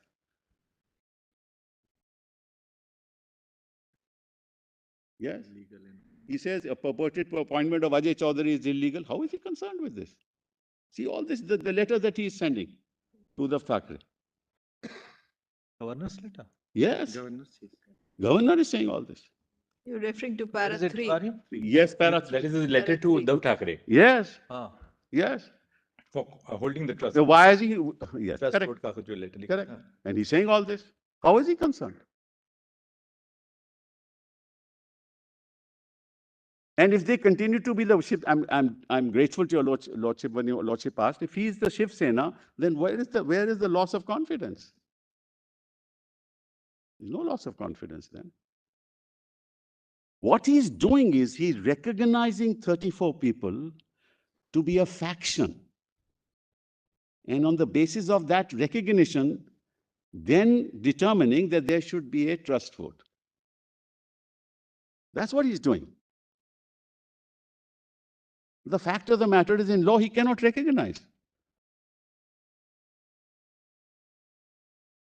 And neither Bomai, nor Shivraj Chauhan, nor any of those judgments will come in the The way. solicitor argued towards the latter part. He said that what they said in their letter was that we wanted to withdraw support from the MVA government. Yes. So he said this in effect was therefore a withdrawal of support to the government. Let's assume, Malaj. I will assume that against me. That can happen in any situation, Malaj.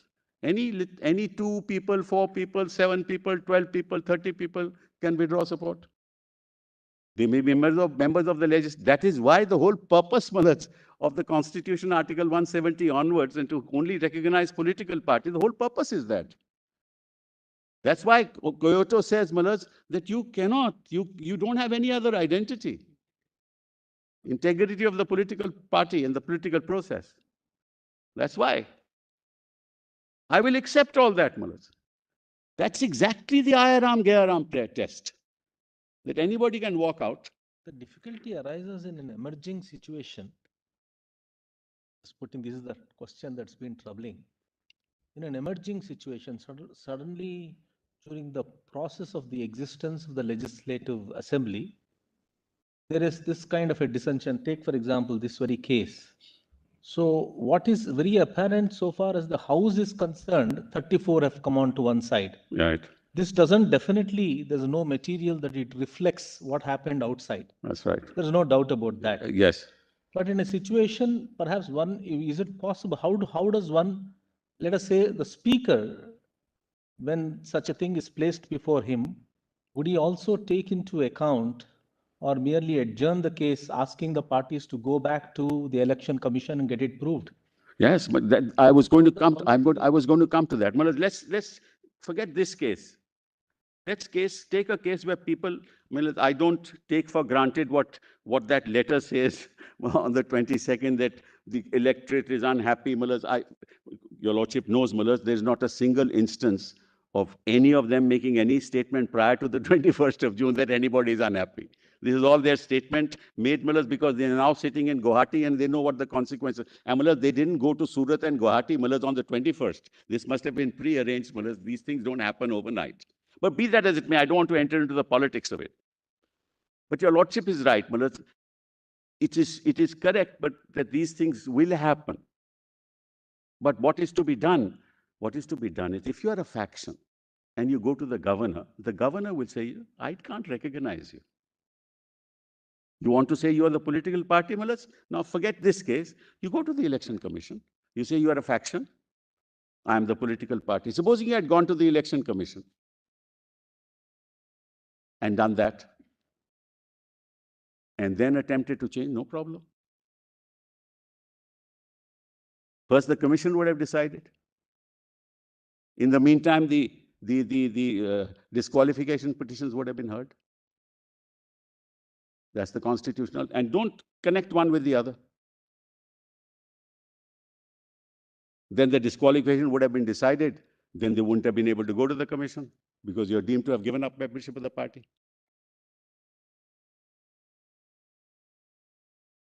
And forget, so there may be no dispute at all, Why do you say there's a faction in the legislative party?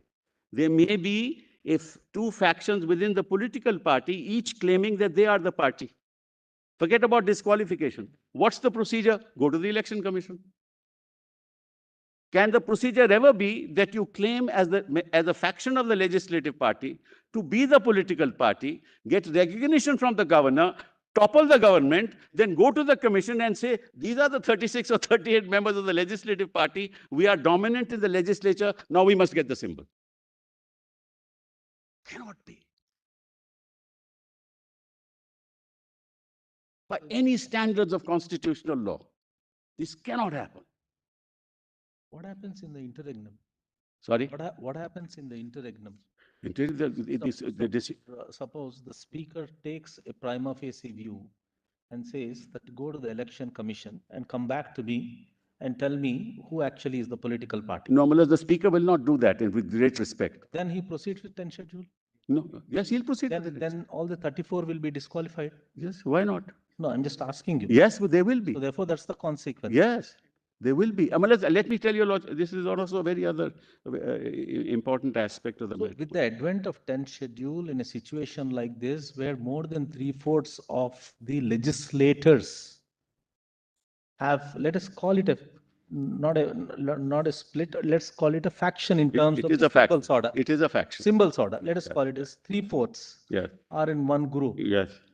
Then in which case it's an inevitable consequence that the faction which is in control of the government would have the speaker with them and would disqualify them. Yes. There is no other alternative according to you. There can't be, for the reason the third paragraph has been deleted.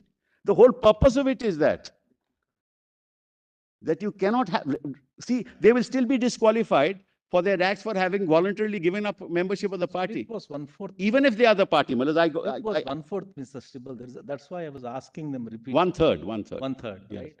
We are talking of a 3/4 situation. Doesn't matter, because 1/3 could have been 2/3 also. Isn't there a difference between split and overwhelming majority of legislatures? No, that's not recognized by the 10th schedule, The 10th schedule doesn't recognize it. What does Quixote say about it? No, Kyoto doesn't say either. About it. Kyoto doesn't say either, but Kyoto doesn't talk I want you to just help us on this. I will. Tomorrow I'll help you. But just one. This is something which we... One last thing I just wanted to mention, that anyway, we'll do it tomorrow. It's better. Sorry? We'll do it tomorrow, It's better. We'll do it tomorrow. Will you give a thought? Yes. I've now given your lordships, in the entire argument. Now it won't take very long. Obliged. And that prima facie stand that they have argued, that also just tell us about that. That just tell us that work. Sure. Deeply.